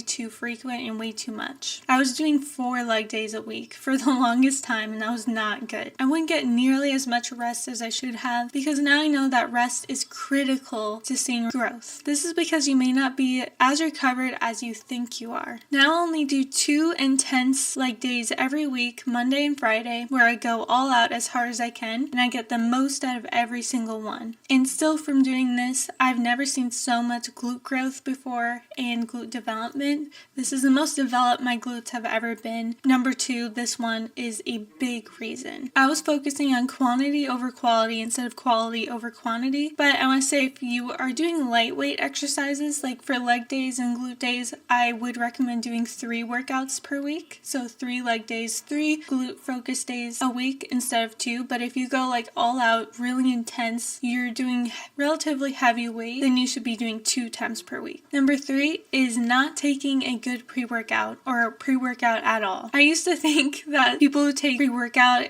are people that don't want to be like tired or worn out at the gym, and I used to say I would be a wimp for doing that. I also didn't want to get dependent on caffeine, but was I wrong? I started taking pre-workout on only leg days 35 minutes before, and this was a game changer for me. Not only am I not dependent on caffeine after all this time because I only take it on leg days 2 times per week, the ingredients that pre-workout contains, come to find out, made me feel the desired muscle, whatever it was, so for me it's glutes, so much more. Like, it is a game changer. You need to take pre-workout. I cannot stress this enough, how important it is to take pre-workout if you want to feel the muscles more. And if you're not feeling your glutes during certain movements, this is a game changer. If you don't believe me, buy the pre-workout that I use, the same one, which is Bulk by Transparent Labs. I'm not making any money off of this. They didn't pay me or anything to say that. That's the one I've been using for an entire year. Try it on a leg day and tell me it doesn't make you way more focused and feel the muscles so much more. This is because the beta-alanine, caffeine, and L-lysine ingredients in it make you feel the activation way more and way more quickly, way more efficiently and easier. AKA, it makes you get the activation way quicker and build up those neural pathways way faster. My glute growth skyrocketed after I started doing this, and I don't know how my physique would look right now if I never took pre-workout and I was just stayed stubborn about it and I never even tried it. Number 4 is pre-made meals that get delivered to you. Nutrition is 50% or more of seeing results in your glute growth or anything regarding your physique. So I had to include one game changer that related to foods and nutrition. So I always saw those ads for like home delivery foods that got delivered to you, but when I checked them out, they were always so expensive. That was years ago, so I'm pretty sure it's changed because when I went back to go look at it a year ago, I found Flex Pro meals and a few other ones, but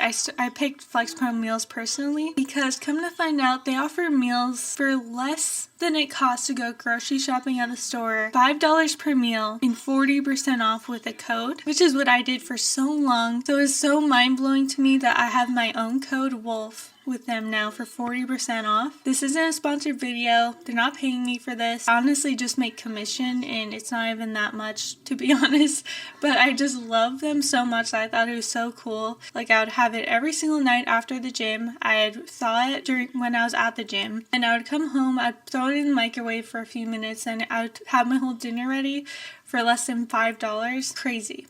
It was like the best thing to me, so I need to tell you guys about it. You also get to choose your macros for every meal. They are all gourmet. It gets delivered within 3 days, still frozen. Again, they're ready in less than 4 minutes. And most importantly, they taste so much better than any other meal prep I've made. This is definitely something I wanted to add to this list because this is something I wish I knew earlier, because making meal prep or healthy meals is really hard to get right to make it sustainable.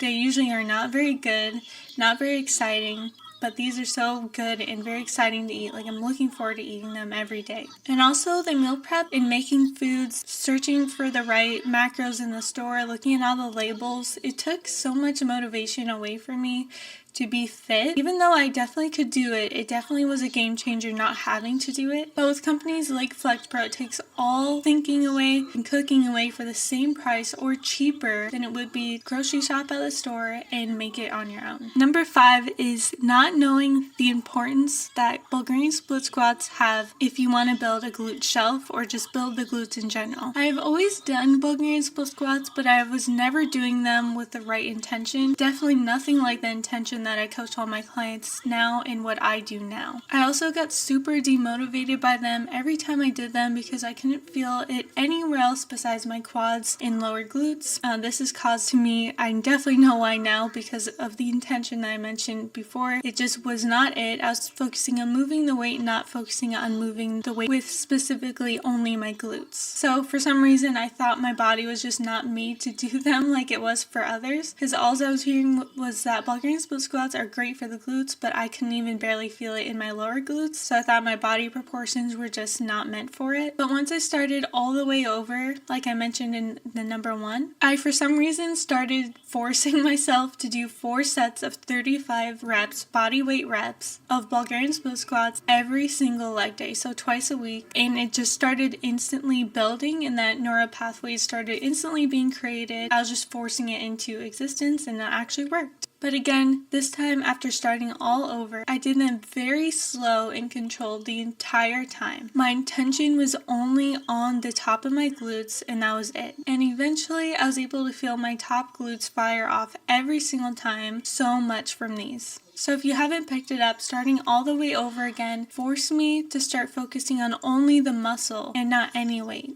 Now I'm trained to basically only think about the muscle that I want to actually move and feel, not anything else. So now Bulgarian split squats are the most impactful movement for glute growth and glute development for me, and this is definitely something I wish I knew earlier. And I wish I didn't get demotivated by these so quickly, because now I feel these even more than hip thrusts in the glutes. An extra really important tip for Bulgarian split squats is wearing knee sleeves. Wearing those make you feel the glutes so much more during the movement, because when your brain knows that your knees are stable, it allows you to contract your muscle fibers harder. Whereas if you don't wear them, your brain senses instability in the muscles, so it will deactivate some muscle fibers. This is the body's way of protecting you from getting injured and protecting you and preventing you from lifting up something heavy. If you need extra support and help, I am an online coach. I do one-on-one coaching. I offer 24/7 access to me with chat and calls, monthly assessments, a phased out plan completely customized for you. If you're interested in that,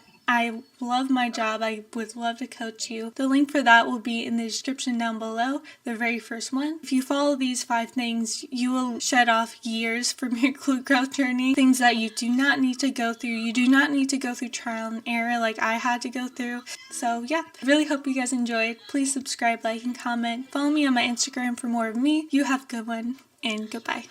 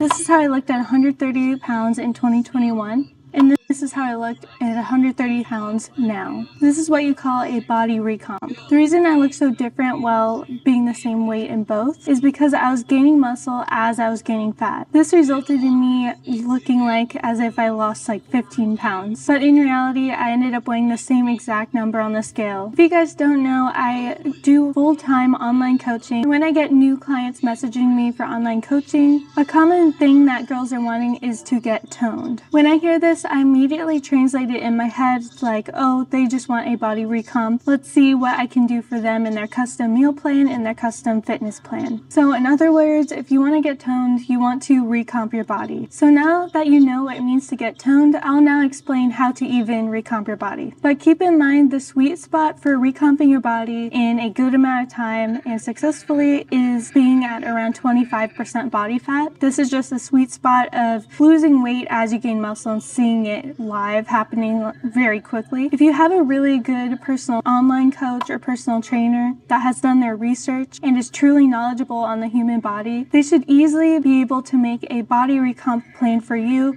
based on where you're currently at. Not a cookie cutter plan like most of these do these days with online coaches and online trainers and personal trainers, especially in-person personal trainers. They usually just give the same plan out to everyone, and that is just heartbreaking to me. And they should be able to explain to you exactly why it is they're applying you to that specific plan they made for you in order to get to your goal. So keep all that in mind when you're following these directions. So step 1 officially is find out your maintenance calories. I'll put a link in the description right underneath my online coaching link that you'll see in there. This is a calorie calculator. Once you type in all your info, take the maintenance that it gives you from it and simply subtract 400 from it. That is your true maintenance calories. Don't ask me how I know this, but this comes from coaching hundreds of women online and figuring out exactly how far off this specific calculator is from the true maintenance calories. Eat that amount for a week and see if the scale goes up or down. Make sure not to do this if you're menstruating, pregnant, or anything like that for obvious reasons. So the goal is the number on the scale should not change after a week. Step 2 is progress your workouts. This is where a really well-made fitness plan comes into play. You need a plan where you can slowly progress. And when I say progress, that means to either go slow or controlled or to raise the weight. It can progress in many different ways. As an online coach myself, who this is their life, there's so many different things I can say about progression alone and exactly how important it is to do it correctly. But that needs like an entire different dedicated video for it, which I'm probably going to make really soon. Progressing can also mean trying to move more as well. Progressing can even mean moving more. Progressing can mean adding a walk-in every day. The reason I say this is because when it comes to achieving a body recomp, it's all about progressing the same things you're already doing while eating the same or a little bit lower than maintenance depending on your starting point. Again, that varies from person to person. I'm actually going to be coming out with my own glute focus training app, and it's going to be all centered around all the things I believe in, my strategies, how I've gotten to where I am and hundreds of people, and for a fraction of the price of even my online one-on-one coaching. So it's going to be affordable for everyone with the same strategies that I talked about in this video. So if you ever want a glute focused training plan that is the best you can come across, that is going to be coming out within the next few months. So stay tuned for that. And if it's out already,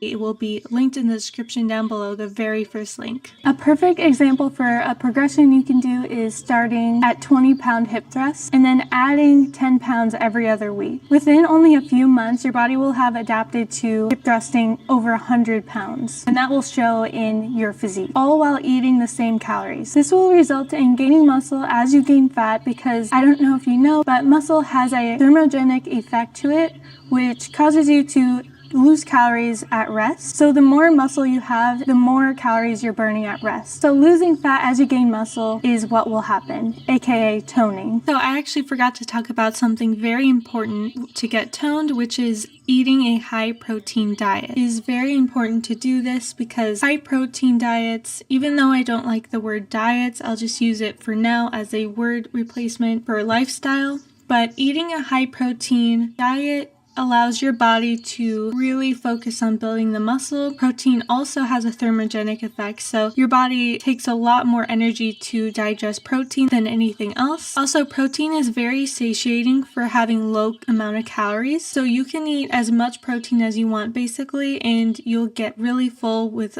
really low amount of calories, as long as there's not extra fats, oils, and stuff like that in it to bump up the calories, because that can add up very fast. Having a high protein diet is the absolute key to getting toned, getting lean, gaining muscle, and losing fat at the same time. This is a complete staple and is so important if you want that lean, toned look. I want to make it really clear that you cannot get that look without eating a high protein diet. It's very important and it's required if you want that really lean, toned look. You have to eat foods high in protein, and it has to be the macro that is highest in everything. Macros are carbs, fats, and proteins. Carbs are used for energy. Fats are used for energy. Protein is not used for energy. But the body uses carbs first for energy. If there's no carbs, the body uses fats for energy. If there's no fats, the body uses protein for energy. So keep that in mind when you're eating a high protein diet, that the reason you get more lean off eating high protein is because the body takes a lot more energy to digest and absorb and process protein than any other macro. It can be chicken, steak, fish,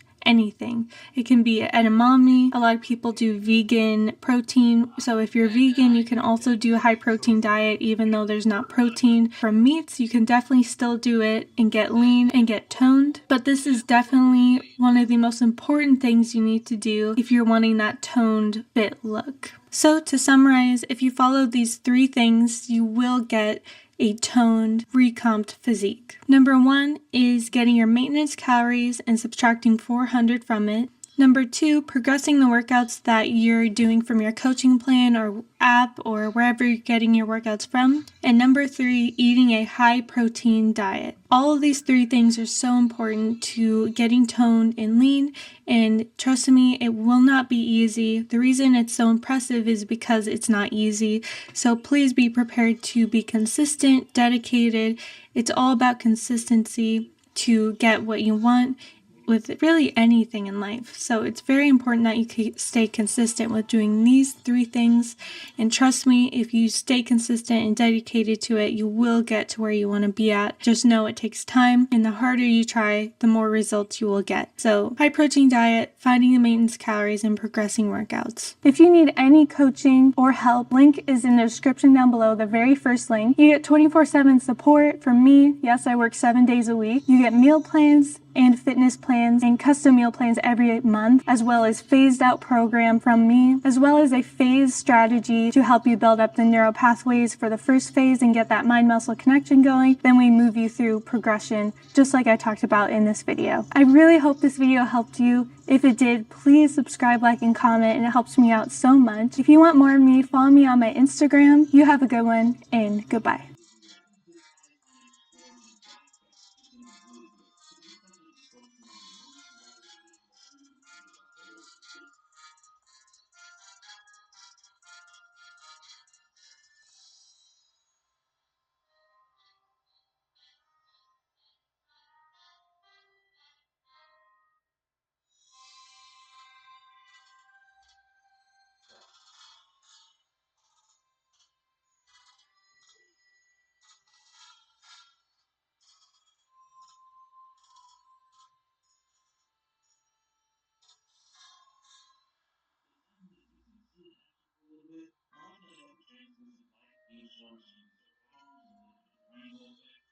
I not only feel my glutes a lot more, I've grown them a lot more. They're the biggest they've ever been, with using the least amount of weight I've ever done. But even on this stair climber, my focus is pushing up through the glutes. Even when I'm walking on the treadmill on incline, I'm thinking about pushing through my glutes and no other muscle. I'm constantly mind muscle connection training, and I think that is a huge reason why I've seen so much glute growth as well. It is because I've been training intentional. I've been treating every rep as if it's my last rep, and I've been training the burn till failure every single set. Training the burn till failure is so important to see the results I'm talking about. You can't go into an exercise with the the mentality of, oh, I just have to do it because I have to do it and I have to get it over with. You have to be so intentional in each set. You can't be thinking about what you're going to eat after the gym. You can't be thinking that you're tired. You just need to be focusing on the glutes and only the glutes during each and every rep. And I just know that's why I see so much glute growth in the past month. One of the biggest things I made to grow my glutes that made probably the biggest difference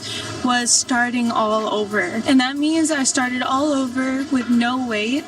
This allowed me to really take advantage of not having a weight to worry about. So it allowed me to really get down the form, mind-muscle connection, and allowed me to build those neural pathways so that when I did add weight again, I was able to contract my glutes to its full potential and really build up the muscle. Another thing that is so important for glute growth is following a well planned out and strategized fitness plan. That is so important for the glutes to grow in the right way. And a right periodization plan will do that really well. Without the building blocks, you won't be able to get to where you want to go.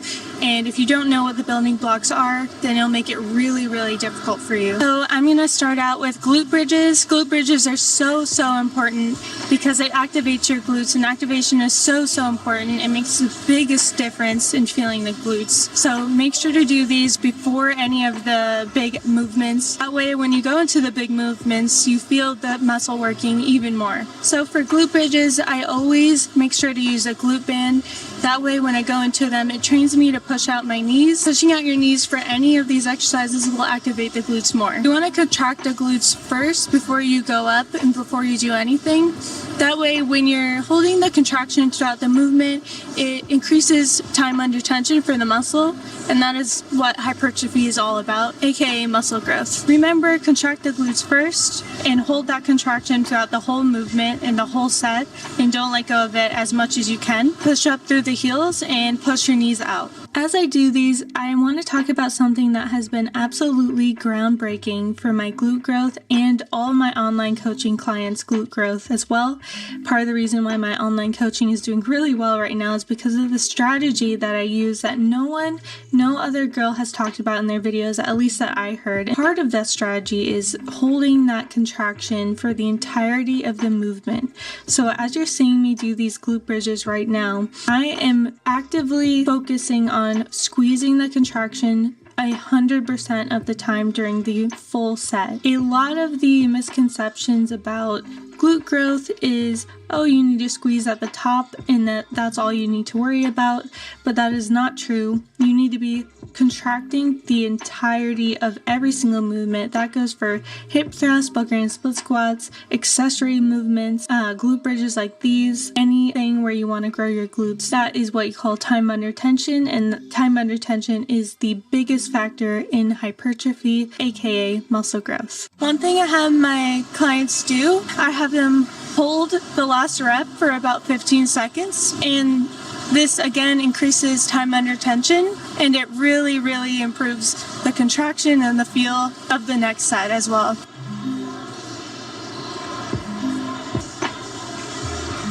If I were to choose one exercise, it would be Bulgarian split squats for the glutes. It is the movement that is also hardest for people to feel at first, but once you start feeling it, you are gonna see so much glute growth. It is crazy. When you go down this movement, you're pretending as if you're trying to stretch the glute as much as you possibly can when you go down.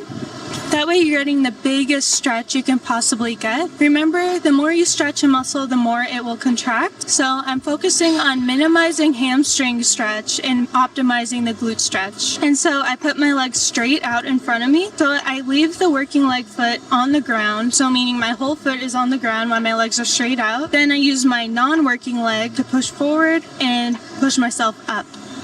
So if I had a weight in the non-working leg, I would be pushing up the weight with my non-working leg from a seated position. I'm optimizing for glute stretch. When I go down, I make sure to contract my glute first and then go down from there. Stretching the glute as much as I can, then I go up.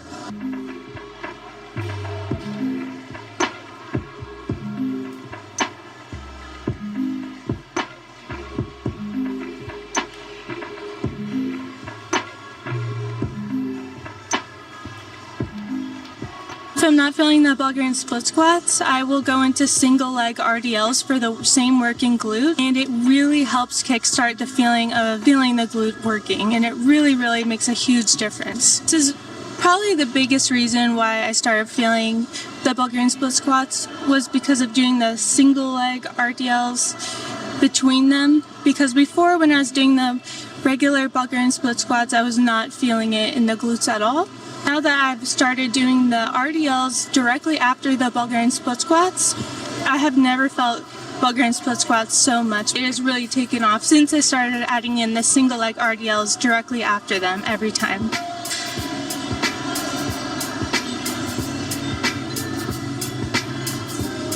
So hip thrusts are so important, and the reason I wait till after the Bulgarian split squats is because I want to use up the most energy possible on the most important exercise. Whatever movement you feel the glutes the least in is the movement you should be doing first. That's because you really want to work on building those neural pathways while your glycogen stores are full, meaning your energy stores are full of energy and ready to go. That's why I really recommend doing Bulgarian split squats first. The only downside to hip thrusts is you can do them many times a week because they don't take a big toll on the body. So you have to do more of them to get the same effect as you would for Bulgarian split squats. So for these, it's pretty self-explanatory. You just want to line up your feet, push out your knees. Again, I have the glute band here again. It's very important to use a glute band, that way you practice pushing out your knees when you go up and as you go down. And also, as you're going up, you want to do an explosive movement. So you want to be very explosive on the way up and slow and controlled on the way down, as much as it takes for you to start feeling the glutes working.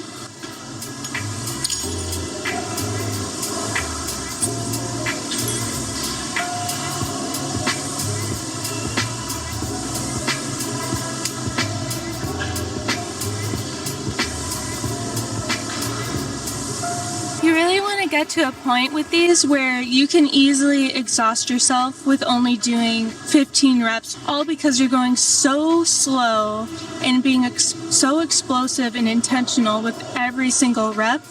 That is another huge reason why I've gotten the glute growth I have, because I didn't start doing that until recently, and it's made the biggest difference in my glute growth. But all these exercises that I'm showing you, they should all be progressed. So you should start from nothing and progress it as long as you still feel the muscle contracting as you're progressing. The only way to build glutes is to start at absolutely nothing and build your way up, slowly progressing. Progressing can mean going slower, progressing can mean more reps, because the more you contract your glutes, the more time under tension it will have, and ultimately, again, time under tension is everything. So the more time under tension you can do under a lot of weight is going to result in you having a lot of glutes. If you want that shelf TikTok girl glute shelf, that's what you're going to have to do.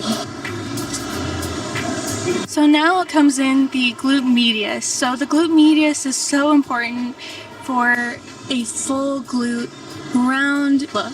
The glute medius is the muscle on top of the glutes, and it is definitely part of the glutes, but it is not the glute maximus, it's the glute medius. It's the second biggest part of the glute, so a lot of people don't work on this, and it creates a kind of off look, and it creates muscle imbalances, and this is where people get lower glute dominant like I did. So for these, I'm working on lifting the leg up. You've probably seen these a lot, but they really are the best body weight exercise to really focus on the contraction of the glute medius. But this is just a perfect base and intermediate glute medius exercise, and it's all you need because the glute medius is a very small muscle. You don't need very much weight at all or resistance at all to build them. So for these, I'm literally just lifting up my leg and contracting that glute medius the entire time and holding that contraction the whole time.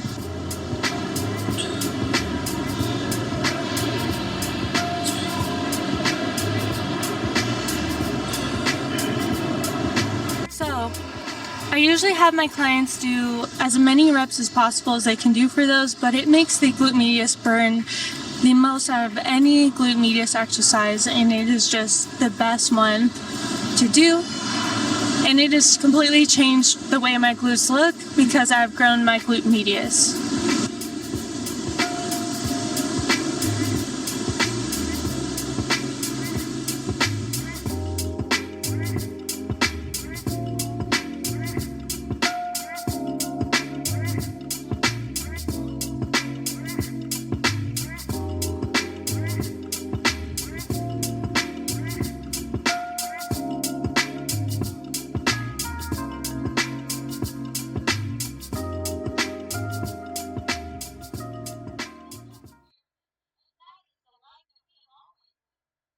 Yep. Good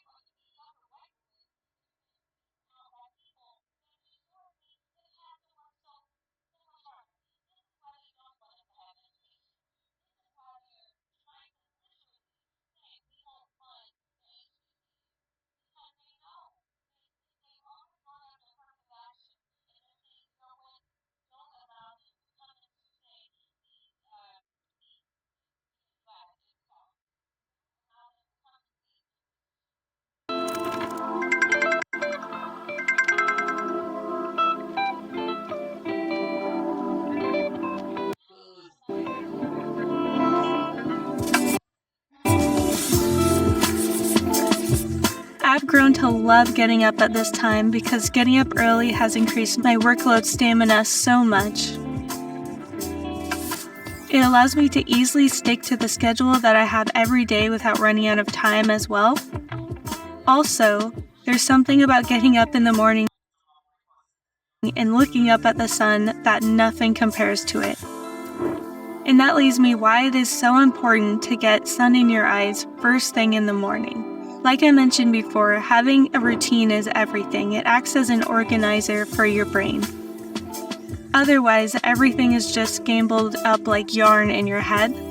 So, for example, something is crucial in my morning routine is getting some sun in my eyes right after I wake up in the morning. This raises cortisol levels in the brain, resulting in you being more alert throughout the day. I use the 10 minutes I do this as almost a meditation time as well before I attack my task for the whole day. It allows me to be present when my life and work is all about numbers, future numbers, and past numbers. That is one of the crucial things I do to set up my routine up for success the rest of the day. Today I'm doing a glute focus workout. This is my go-to workout straight from my own online coaching plan that has made my glutes double in size in the past year alone. For this, the strategy plan for today is that I'm going to do a mix of heavy and accessory movements back and forth in order to recruit all glute muscle fibers. I've been seeing so much glute growth from doing this. Something that is really important to share is the importance of following a routine.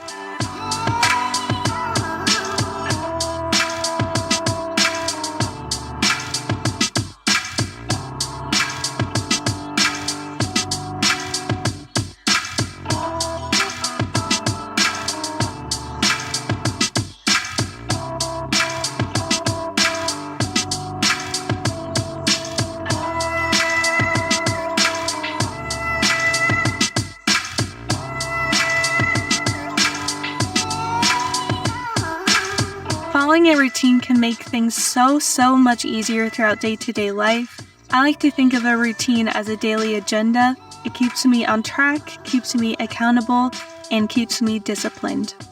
I don't know if you guys know, but I'm currently running a few businesses. I'm a full-time online coach, which is my favorite thing to do in the whole world. I'm currently creating a game-changing glute-focused app, and I run my own YouTube channel and many other things. The only way I'm able to do this efficiently is to have a routine that is time efficient.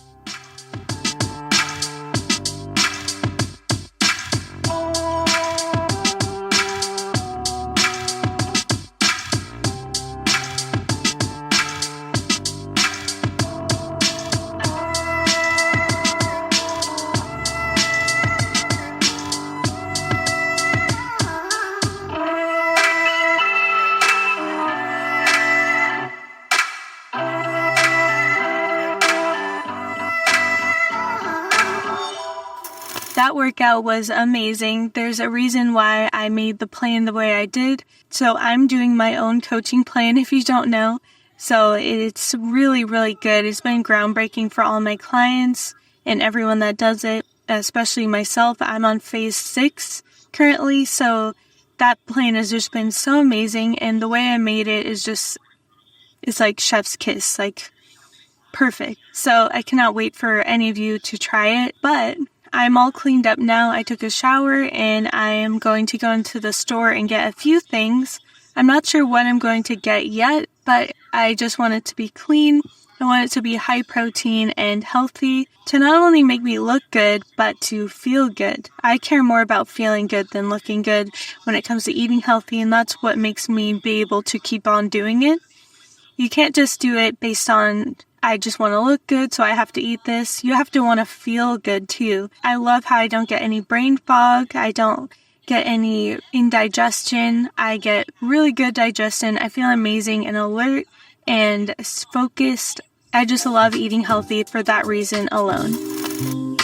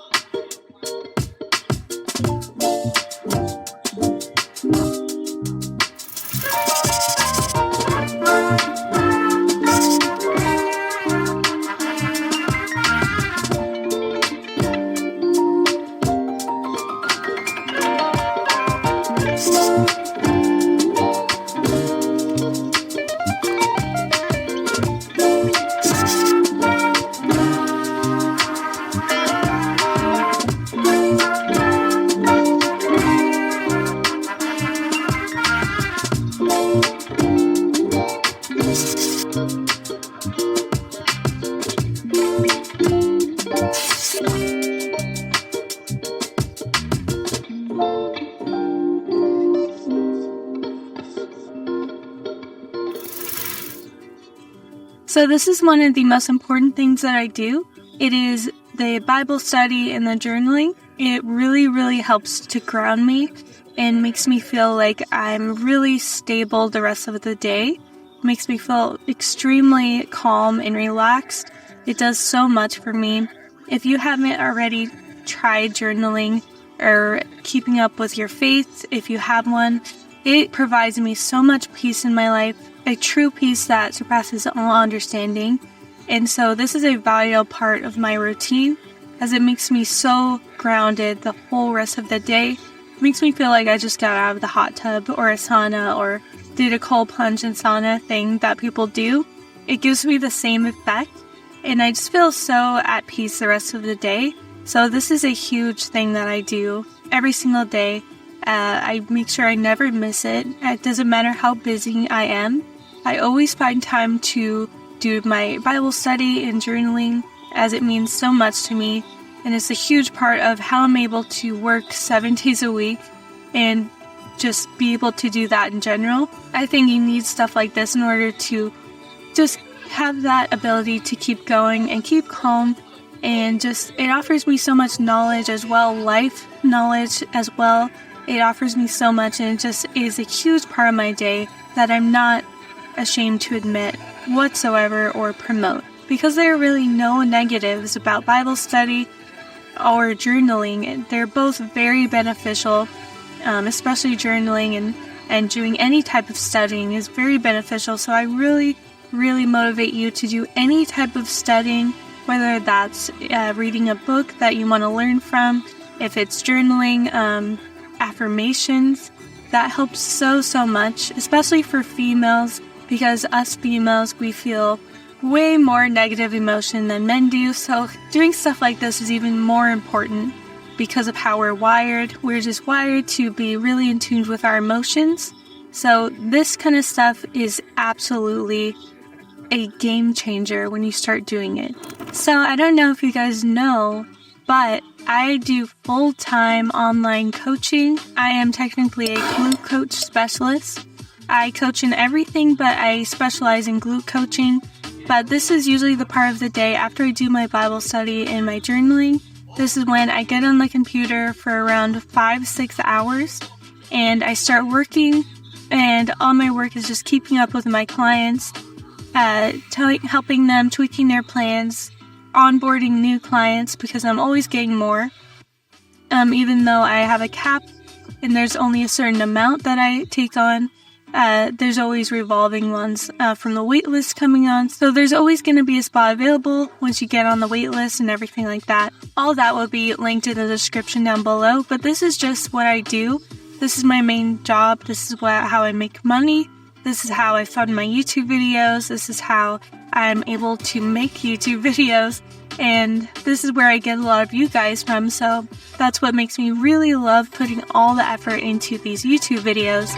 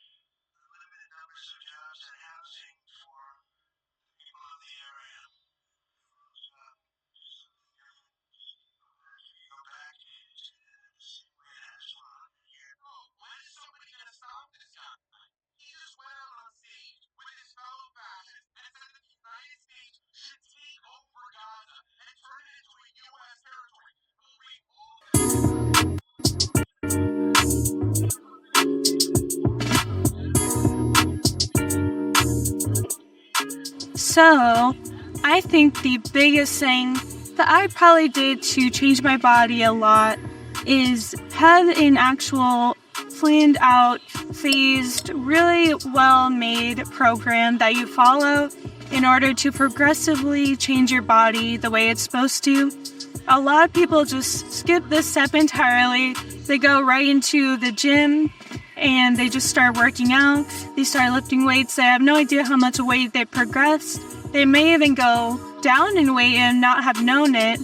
And this leads to your body staying the same for a long period of time because your progression has kind of paused. And most people do not know they're even doing this. They just think they're going to the gym and to get a good workout and they're progressing automatically.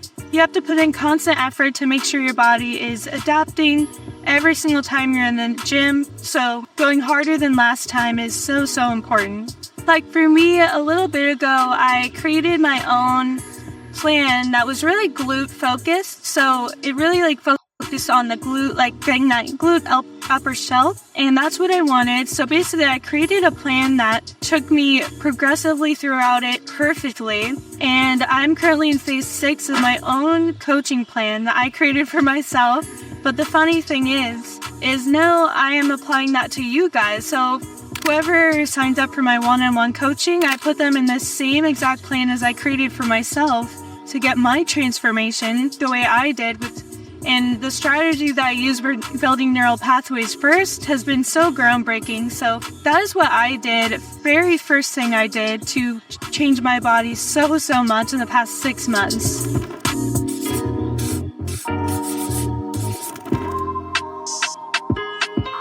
So I got a comment recently from someone who critiqued me in saying that contraction is way more important than the form of a movement that you're doing. He basically said that form should be taken the most seriously and you should be focusing on form the absolute most. And I just disagree with that completely because almost all injuries, even if you're in the NFL, if you're an NBA player, if you're a baseball player, if you're a sprinter, if you're a bodybuilder, anything, every single injury that you come across it is always because they let go of the initial contraction that is keeping the ligaments and tendons stiff and supported. Otherwise, these people that, especially in the NFL, that have perfect form and everything, they randomly get injured because they let go of that contraction mid-stride or mid-depth.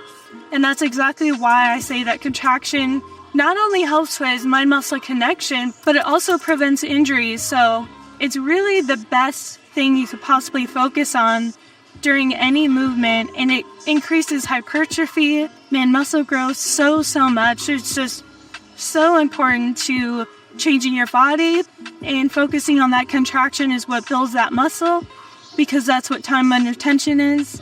So it's just so important that you do that. That's what I did, and what I changed with specific exercises is doing that instead of focusing on form. Some things I added in to change my body so much was cardio.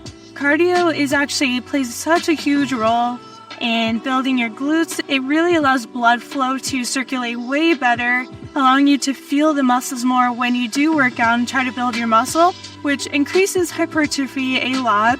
And it's just overall very good to do for your heart.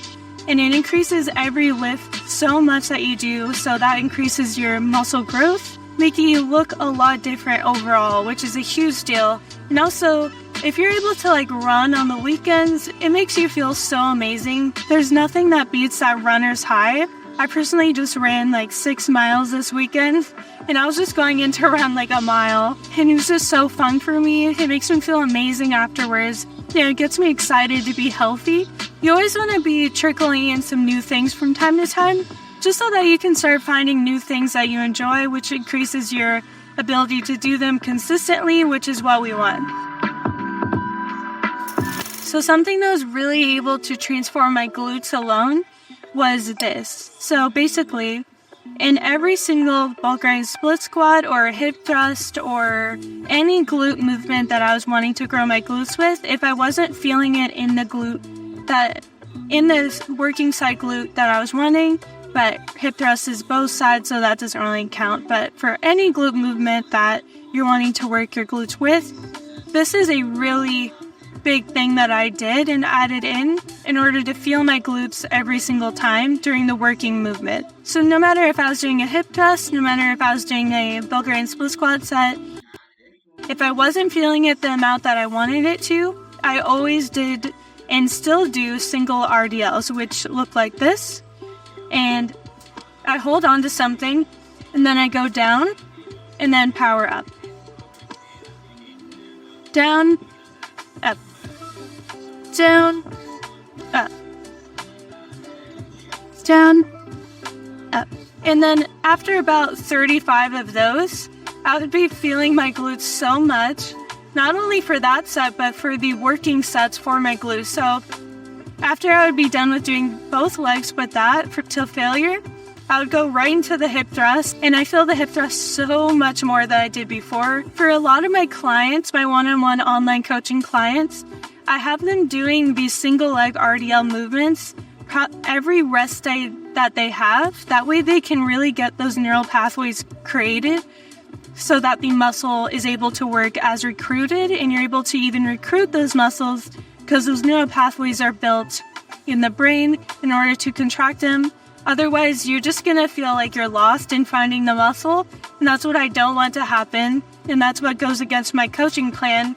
It's all about feeling the muscle, and as long as you feel the muscle, you can contract the muscle, and as long as you can contract the muscle, you're growing the muscle. So it's all about how hard you're going to push yourself in that contraction is how much it's going to grow, and this really allows you to push it to the max, especially if you do them right after Bulgarian split squats, after every single set without rest. So making a Bulgarian split squat superset out of these. So doing the Bulgarian split squats, pretend I just did 12 reps of Bulgarian split squats. Then I go right into single leg RDLs, just like this.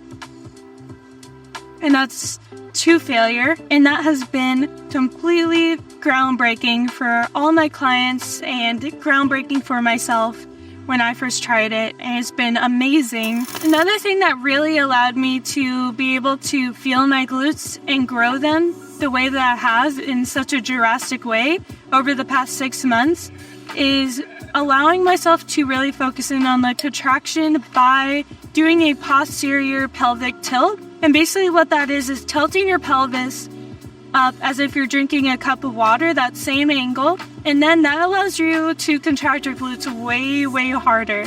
So I really want you guys to at least try out tilting your pelvis in the same angle as tilting a cup up to drink water. It's like this. It really allows you to contract the glutes so much harder than you were before, and it's so helpful in that contraction and feeling the glutes, because it only makes sense that if you're like this, you're not going to be able to contract the glutes. You want to be as much like this as you can. I know it looks kind of ugly, but you want to be like tilting your pelvis like this as much as you can. Naturally, my pelvis sits like this. I have a little bit of an anterior pelvic tilt naturally. So what I have to do is I have to go like this and physically tilt my pelvis like this before I go down. So I do it for Bulgarian split squats, I do it for hip thrusts, and really any glute movement that I want to grow my glutes a lot with. So naturally it sits like this, and then I go like this. Sits like this, and I just tilt it a little bit, and then I go down. So that's something I added in that really helped me personally with feeling my glutes, because I'm lower glute dominant, I'm not upper glute dominant naturally, even though I forced myself to with my program and the plan I created for myself and all my clients. I am not naturally upper glute dominant, so that's how you know it works. So I want to talk a little bit about mindset shift. So switching your mindset into something that is better and more efficient for muscle growth, resulting in changing your actual physique. So that means focusing on the actual mind-muscle connection of the muscle you're trying to grow, and use less weight and put more quality into that rather than just lifting as heavy as you can and hoping that the desired muscle will grow. That's a huge mistake that I made in the very beginning, and I wish I never did, or else I would have never had to start all the way over again with the plan I created. And that way you can build up those neural pathways to those muscle fibers that are not activated. You're not able to use them because every single time you're going to use heavy weight, those dominant muscles like the quads and the hamstrings that are way bigger than the glutes at first, most of the time from walking and running, everyday things before you start going to the gym, they're going to activate first every single time, and they're going to take over every single time. So if you don't take the time to really dedicate to the specific body part that you want to grow, you're not going to get the proportions that you want to grow and change your body for. You're going to get big quads or big hamstrings, whatever your genetics deem for you to be dominant with first, it's going to grow first. So if you don't want that to happen, do it the way I'm telling you, and to just really focus on time and attention with the contraction that you want. So if you're not getting the contraction with 50 pounds for hip thrusts that you want, lower the weight until you get that contraction. That way you're getting the most weight possible on that muscle without other muscles taking over and being dominant, and continuing to grow by doing that.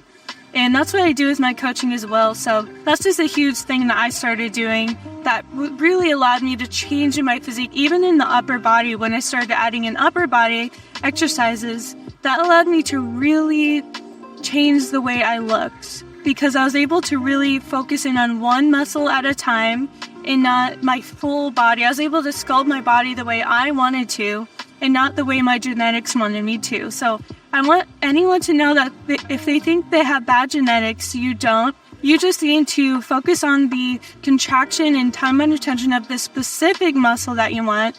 Lower the weight, get rid of the heavy weight that you're doing if you are. And if you are going to start going to the gym soon and you have not even used weight, it's really important to start out with no weight at all for a really long time. I'm talking like 5 to 6 weeks straight without using any weight. get the contraction in those neural pathways recruitable first to those muscles, and then slowly start adding in weight. That's how I was able to change the way I look so much, and sculpt my body so much. So much better than someone who's just lifting heavy and having their genetics decide what grows and what doesn't and everything like that.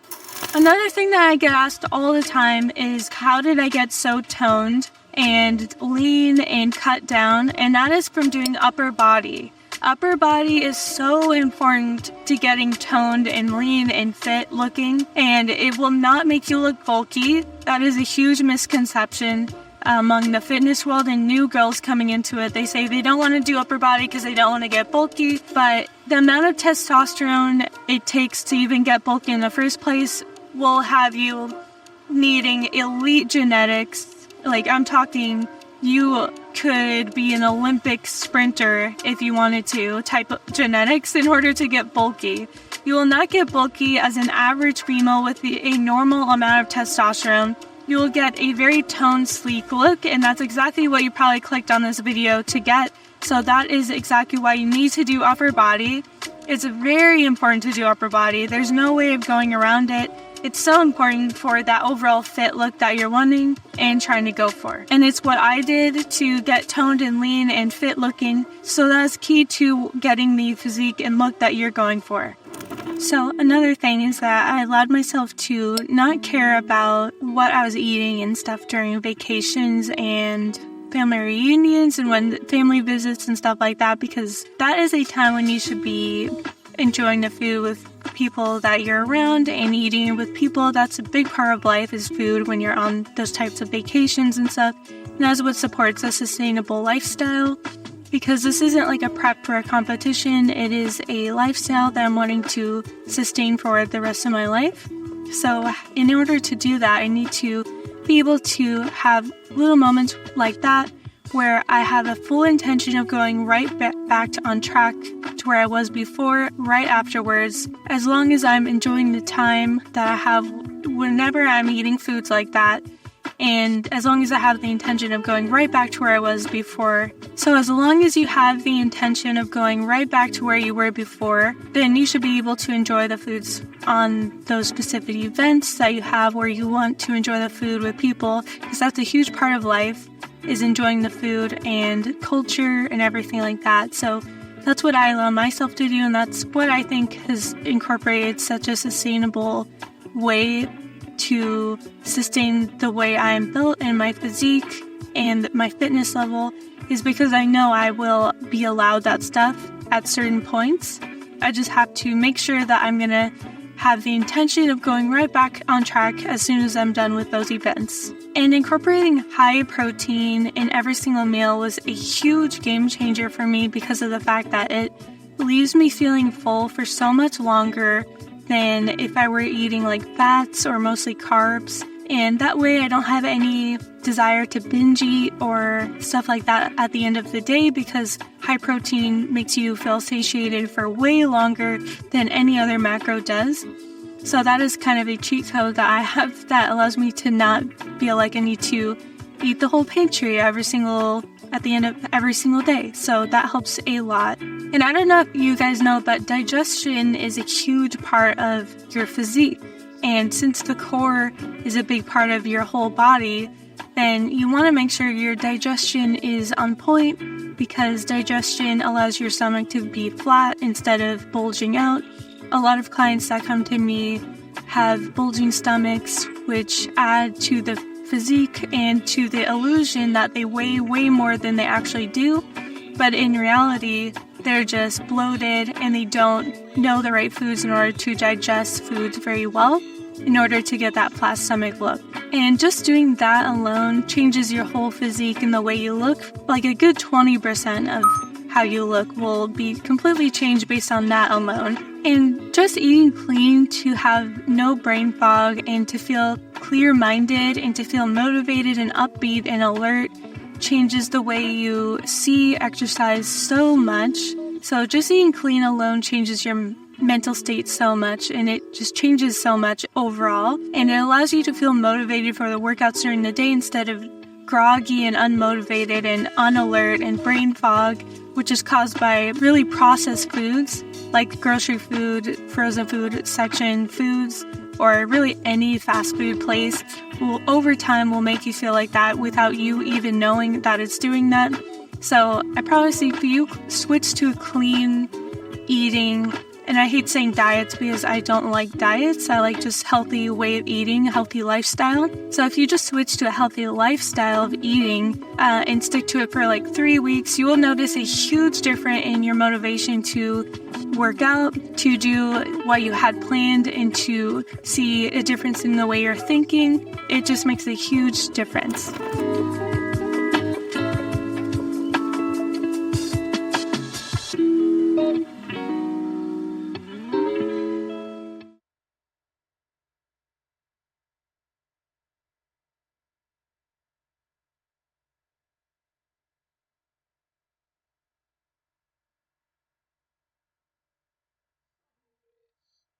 Son of a bitch!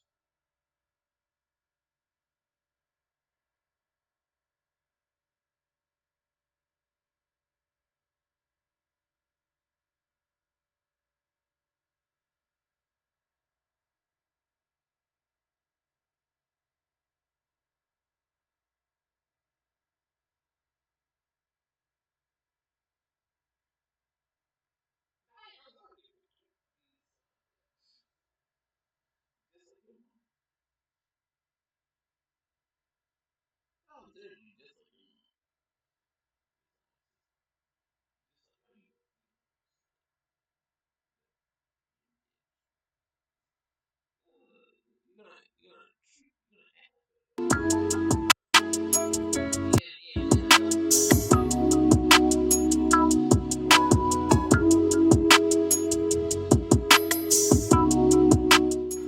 So these glute activation tips are not going to be like your regular glute activation tips where it's like kind of stereotypical and kind of basic. These are going to be things that activate your glutes that actually work, that I do myself personally every single time I'm at the gym, and between gym workouts and what I do and what I've done to myself to make my glutes grow more than double in the past year alone.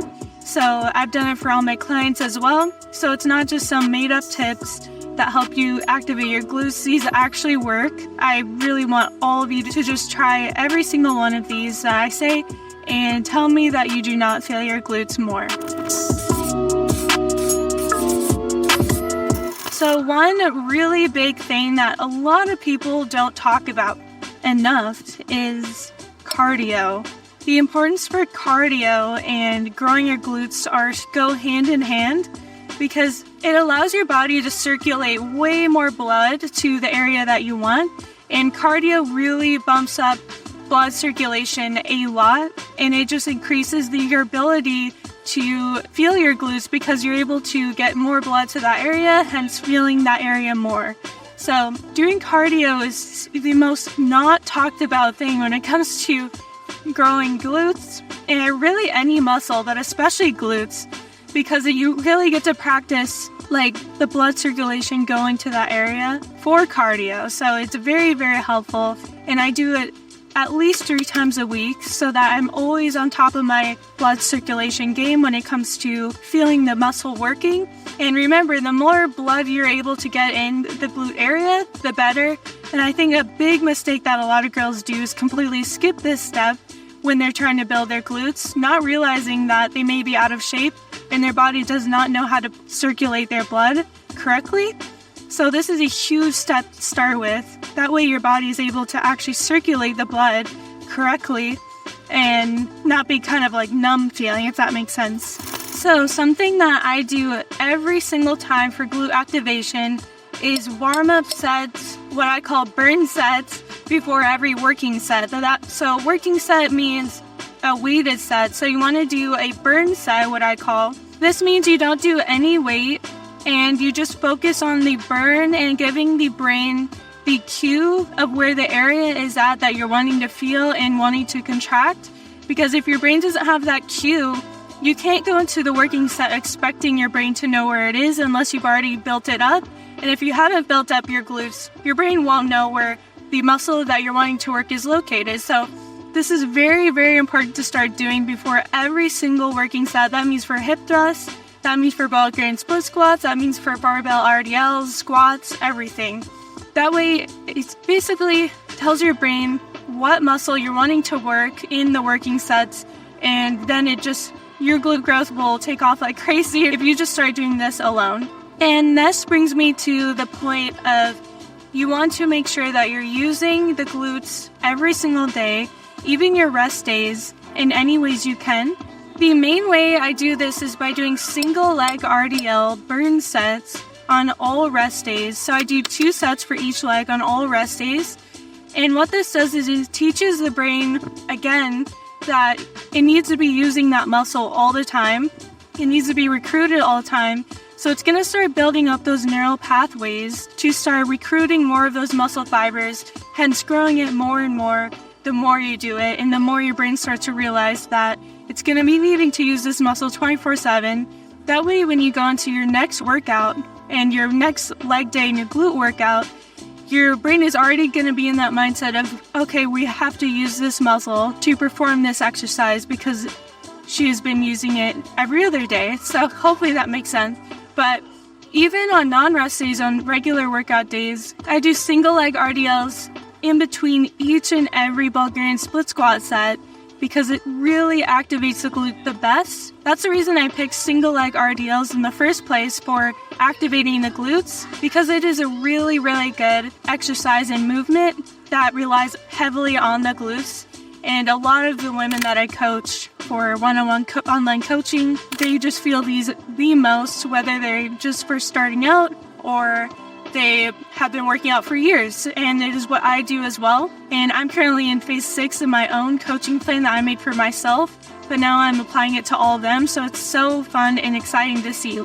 So in summary, you not only want your glutes to be worked, you want them to be prioritized.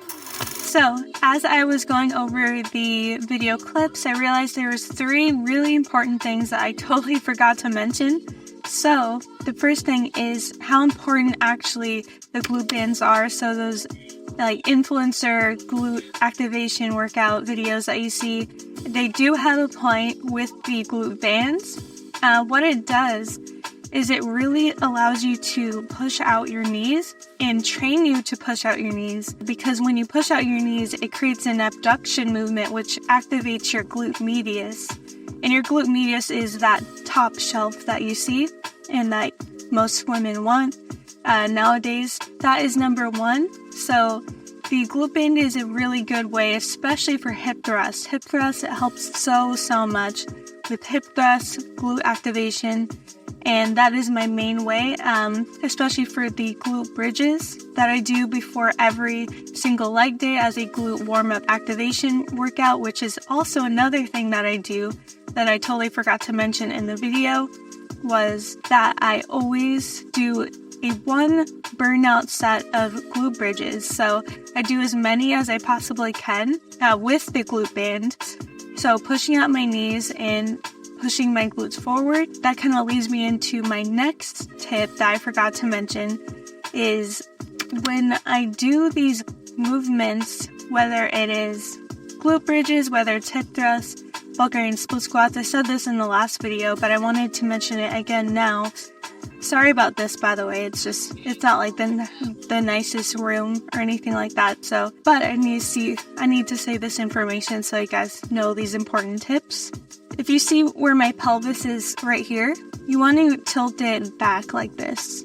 And that helps activate the glutes so much. It helps a ton with glute activation.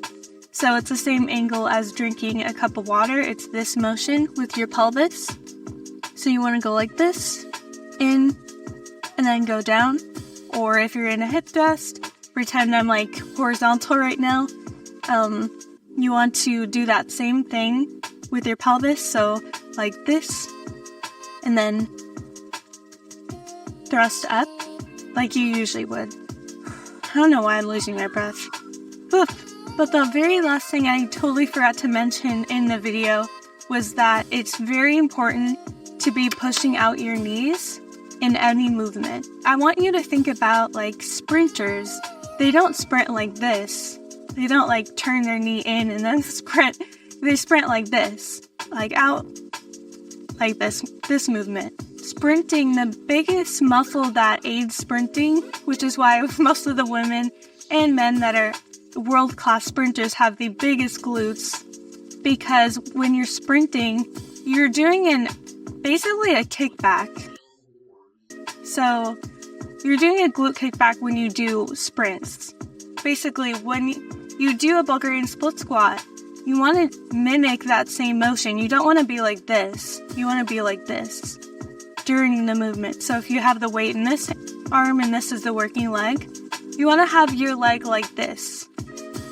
So if this is you standing straight, this side, this is standing straight, normal, you want to have your leg like this while you're doing the Bulgarian split squat. So pretend I have my leg up on something. So not like this, not straight. That would be straight. You have to go like that. It's a very subtle difference, but this is me just standing straight. And this is what I do for a Bulgarian split squat. I not only turn my knee out, but I lean toward that side, if that makes sense. And it's the same thing with hip thrusts as well. You need to be pushing out your knees like this, and then hip thrusting up. So just pushing out your knees in all of these movements, any leg movement will always activate the glutes way more than you think it will. The last thing, but probably the most important thing, is be patient with the neural pathway connection establishment. It takes a long time to establish these new muscle fibers and to be able to recruit them, so you have to be really, really patient with it. Again, like always though, it's so important that you have a well-structured plan in order to execute everything I say in this video. That means having a baseline, having phases, and making sure you're progressing, and periodization planning yourself. And if you don't know how to do that, that is what I help with all my online coaching clients. So that is all links in the description for that. But it's so, so important to be patient with the whole process of building those new muscle fiber recruitments. It takes a really long time, and you just have to be patient with it. It's not going to be instant, but once you do have it, it's like once you grasp a hold of those recruitable muscle fibers, the glute growth is just crazy. And along with everything that I said, if you do all of it in this video, it will happen like that for you, like it did for me 6 months ago. It just all clicked, and I made this whole plan for myself, but now I'm using it on clients, and they're just loving it, and I have the most glute growth I've ever seen, like I said before, and it will guaranteed happen for you. You just have to be consistent and intentional, doing every single rep as if it's your last rep that you're ever going to do, and that way you can get the most activation possible. And without the activation, without the muscle growth, you won't have the activation. So the more glute growth you're able to get, the more activation you're able to get and feel. So the more glutes you grow, the more glutes you will feel. It's just that simple. And all the things I said in this video is going to help you get there. And it is real things. It's not like these fake, like Instagram thing, like influencer programs that just throw out random things, like these sidewalking band walking things. Like, those things do not work. I tried that some years ago when I first started working out. None of it ever worked for me. It is simply doing these things that I mentioned in this video are the biggest things you can possibly do to start activating your glutes and getting those neural pathways established so that you can even feel the glutes in the first place. So don't get down on yourself when you can't feel your glutes. That's part of the process. And I just cannot wait to see all of your progress. And if you don't already follow me on my Instagram, do that. And yeah, I hope you guys have a good one, and goodbye.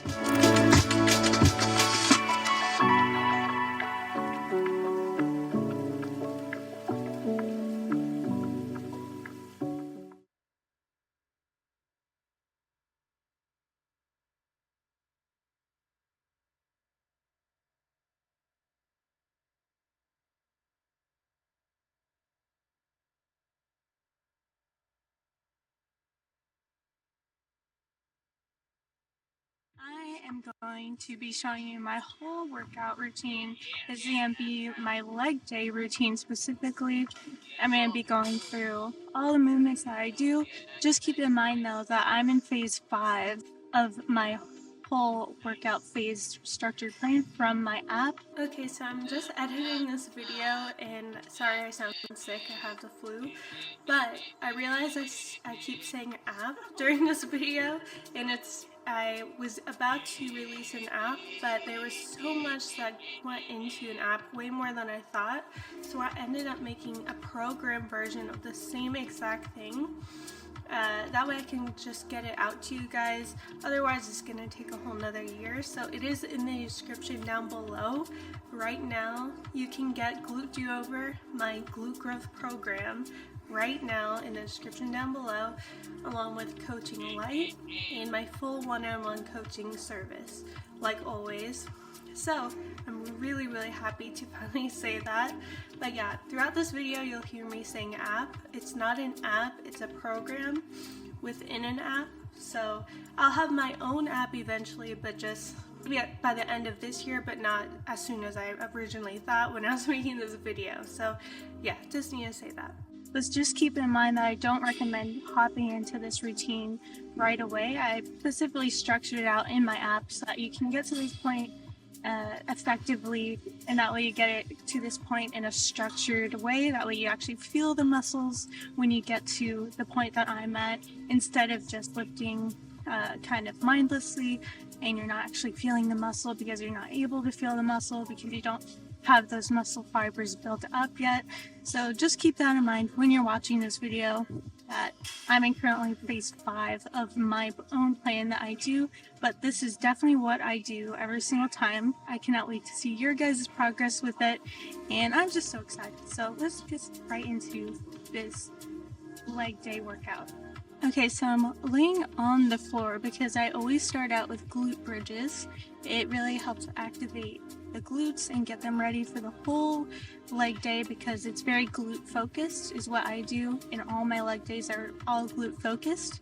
So that way glutes are warmed up, activated, ready to go, and those tendons, ligaments are warmed up, ready to go as well. So I do these for one set of AMRAP, as many reps as possible, and then we go right into the next exercise, and it's perfect for activation. It works every time, and I just love it. And also, by the way, I already warmed up everything. So I warmed up my mobility, I did hip mobility, I warmed up by doing leg swings, I did my stretches, my glute medius stretches, and I foam rolled already. So that's going to be a different video though, because I want you guys to get all the information. This video would be way too long if I went through all of that. So yeah.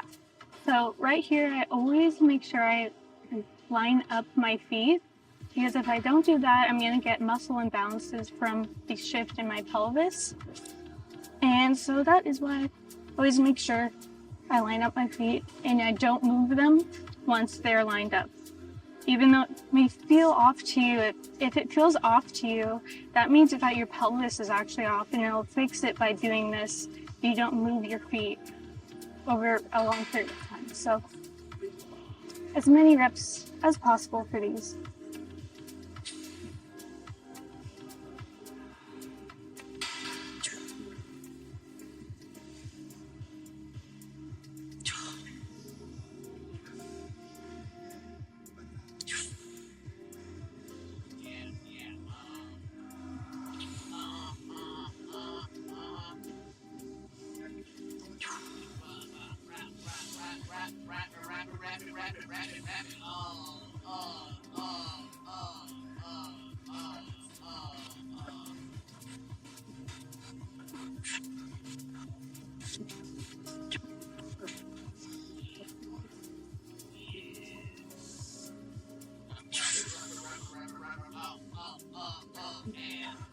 Ooh. Life can get overwhelming sometimes, whether it's work stress, relationship struggles, or just feeling stuck and unsure of what's next. If you've been searching for a way to take care of your mental health, today's sponsor, BetterHelp, is here to help. BetterHelp is the world's largest online therapy platform, making professional therapy accessible, convenient, and affordable. With BetterHelp, you'll be matched with a licensed therapist that is tailored for your needs, and you can connect with them through video, phone, or text-based messaging, whatever fits your lifestyle. From anxiety and depression to career challenges or personal growth, BetterHelp has therapists that are trained to support you through it all. And if you don't vibe with your therapist, no problem. You can switch at any time, free of charge. Investing in your mental health has never been easier. Go to betterhelp.com/Elisi for 10% off your first month. That is betterhelp.com/Elisi. The link will also be on screen as well as in the description down below. Take the first step to feeling better today. BetterHelp, because you deserve to feel your best. Again, that is betterhelp.com/Elisi for 10% off your first month. Try it today. Okay, so for hip thrusts are very, very, very important. It's important that you line up your feet just like the glute bridges, and it's very important that you actually feel the muscle instead of just doing the movement. That's why in my app, I really emphasize the point of not caring about the weight, but caring about how to make that weight difficult and just moving it, not just moving it like you would moving your arm up and down, but thinking about actually contracting the muscle that's moving it up and down, if that makes sense. So the same applies for hip thrusts, which is exactly what I do. I don't do any reps that I don't really feel in my glutes. It's very important that you start at nothing and work up from there.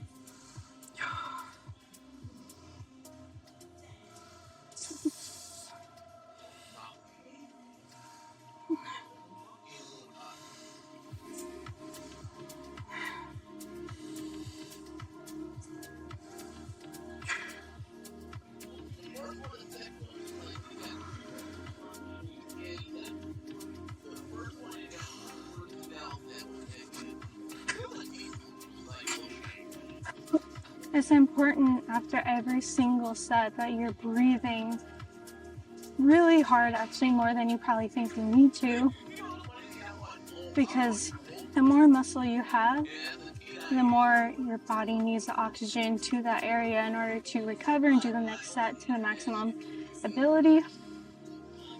Oof. So it's really important that you breathe in and out through the mouth every single set, the whole time you're resting.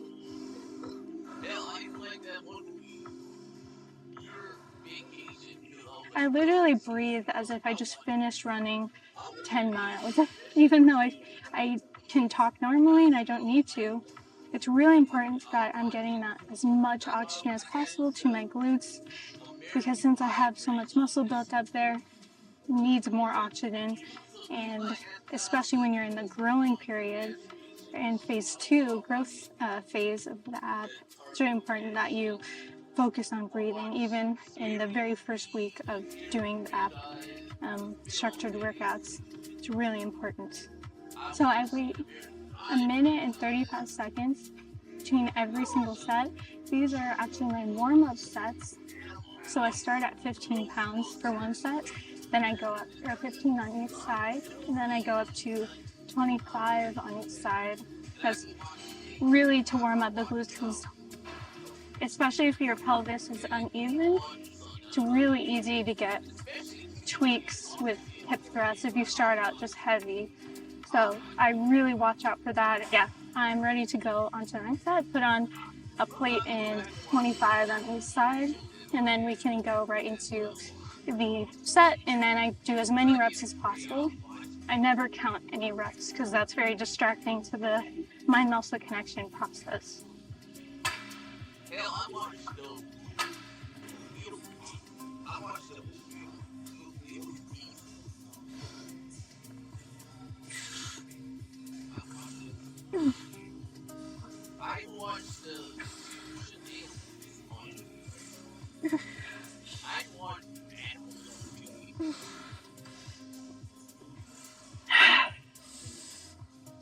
Yeah, I want to be a sponsor. I love you, sponsor.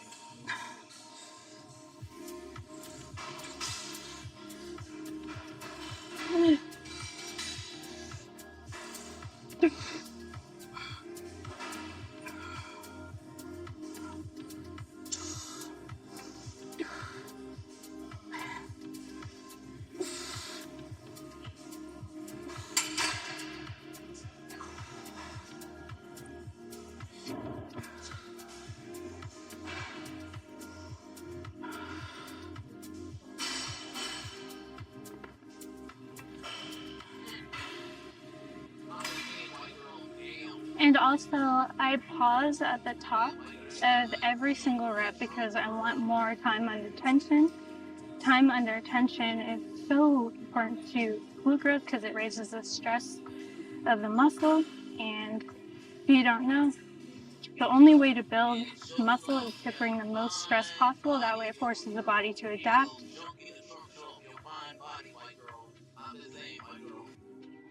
Okay, so these are the famous Bulgarian split squats. They're very important for glute growth, especially if you can't feel them. They're going to be even more helpful for glute growth once you do feel them, because it is just the superior movement. I would say even better than hip thrusts. But I love doing Bulgarian split squats because it really isolates the glute medius and the glute maximus. So it's very important to do these very slow and controlled. Start out with no weight at all. Again, I'm in phase 5 of the app program that I created. So it is you should be starting at nothing if you're lifting heavy and cannot feel your glutes. I cannot stress that enough. It's always very important for me that I do a warm-up set to failure with no weight at all. That way, my glutes are understanding what is happening, and it's like, okay, we're going to be using the glutes for this. That way, when I add in weight, it's way, way easier. You don't want to do any rep that you can't feel in your glute. If you're not feeling it in your glute, that means you're not going slow enough, and you're not concentrating on that contraction hard enough before you initiate the movement. So this is how I set it up. I sit down like this. I put my feet straight out and still on the floor. Then I use the non-working leg. So in this case, I'm working my right leg. I use the non-working leg to push myself up. So if I had weight, it would be in this arm on my thigh, and you'll see that in a second. So right here, I'm trying to feel and give my brain a cue on where my glute is located. That way, whenever I do a movement, it knows what muscle to use. So whenever you feel the glute, you should be able to really balance really well. That's kind of the cue that I always give people, that if you're genuinely feeling the glute, you should be able to do like a single leg RDL. You should be able to balance really, really well. And if you're not feeling the glute contracting, you won't be able to do a single leg RDL on one leg or anything like that. So that's a good initiator for that. So I'm going to go into the movement now. Really feel where the glute is, give my brain the cue. And then I'm going to slowly go down while I'm still holding that contraction right here. So I'm feeling it right here the whole time. Right here's the maximum stretch. Then I power up. So slow and controlled down, powerful up. As if you're taking off from a sprint, like I say in every video. So that way you're training the slow twitch and the fast twitch muscle fibers. So again, going down, feeling that stretch, up, powerful. Going down, feeling that stretch, up. And then I do this as many reps as I can until it's really burning. Breathing the whole time as well.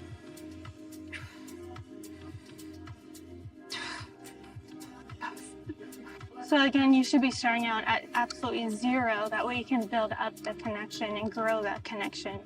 But since I'm in phase 5 of the app, then I am at 50 pounds, which is pretty big progression for me considering that I started at nothing a while ago. It's like a huge accomplishment, and that's why I wanted to create the app, because I keep it really motivating the whole time, and I thought it through so well.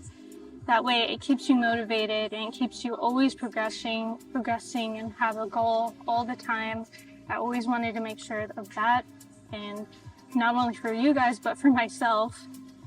That's why I do my own plans that I've created, because if I didn't do it myself, I wouldn't want you guys doing it. So yeah,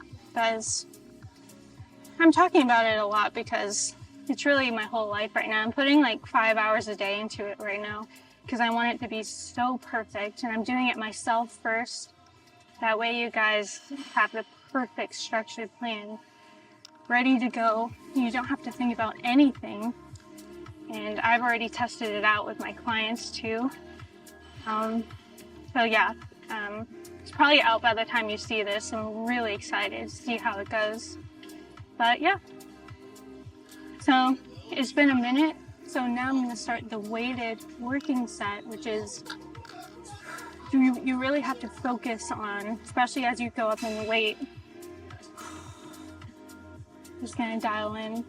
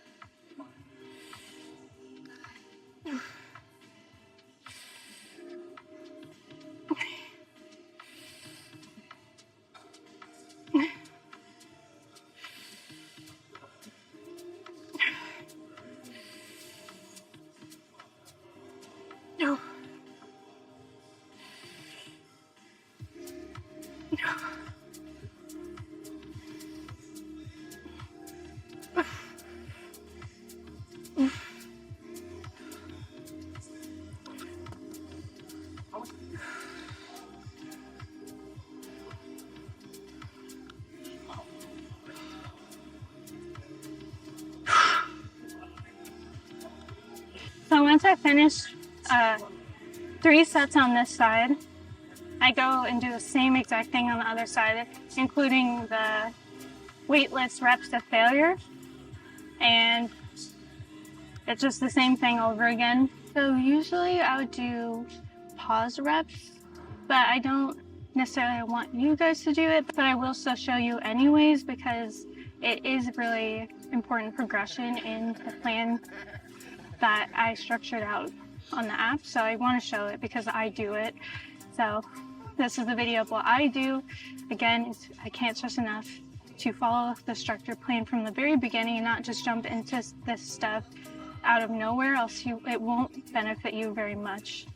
So pause reps are basically when you finish the set and you go to failure, and then after you finish the failure set, you use either a dumbbell. Again, there's very many types of ways to do pause reps, but for me personally, in phase 5, I made it to use weight. Again, in other phases, it's like weightless pause reps, different kinds of pause reps, drop set pause reps and stuff like that. But for me right now, I'm doing just weighted pause reps. So after I finish the set, which is for like single leg RDLs, if that's an exercise, then I finish the set and then I wait 10 seconds and then I do it again. So these, and just pretend that I finished the set and then I wait 10 seconds. So I just count down from 10 and then I go right back into it. So I go right back into the set and then I go till failure again. And in phase 5, that is for 2 whole sets, you do 2 pause rep sets. So that is what I do right now. And it's gonna keep progressing into different things. And I'm really excited for those progressions. It's like, as long as I have a goal, I am so motivated. If I don't have a goal, I don't have as much motivation to work out. I think that's the problem with most of these programs and apps. They don't have any set strategy or goal. So I really wanted to make that an important point because that's what I do to stay consistent and motivated throughout the gym, and that I don't get burnt out or anything. Is to always have a goal that I'm really looking forward to accomplishing in the gym, whether it's progressing the pause reps, progressing my Bulgarian split squat weight, progressing a hip thrust, could be anything. That's why it's again important to have a structured plan.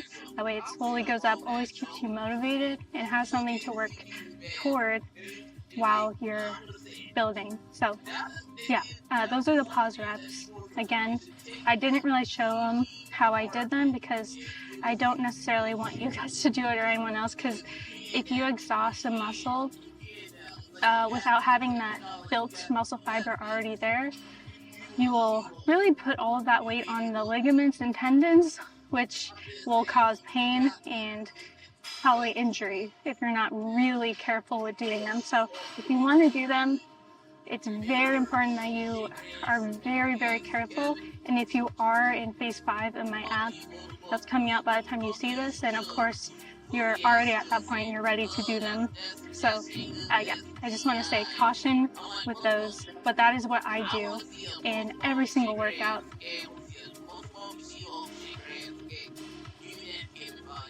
The next one is quad extensions, and because I don't really care about hypertrophy with these as much as the others, I'm not going to be really doing a whole lot with these. Otherwise, I would be doing the rest pauses and drop sets and everything, but I don't care that much about the quads as much as I do the glutes. So I'm just going to be doing 3 sets, regular, trying to get max weight for 12 reps, and that's all I'm going to do for 3 sets. This is going to be the last exercise because usually I would do hamstrings after this, but my hamstring is feeling a little weird because I just moved and I was driving for 14 hours straight, so it feels really weird. I don't know why. And so, yeah. I'm going to go into these and push as hard as I can for 3 sets, and then I'm going to warm up or cool down by stretching and foam rolling, and then I can leave. And that is all the workout. So yeah, let's go hard with these and we can be done.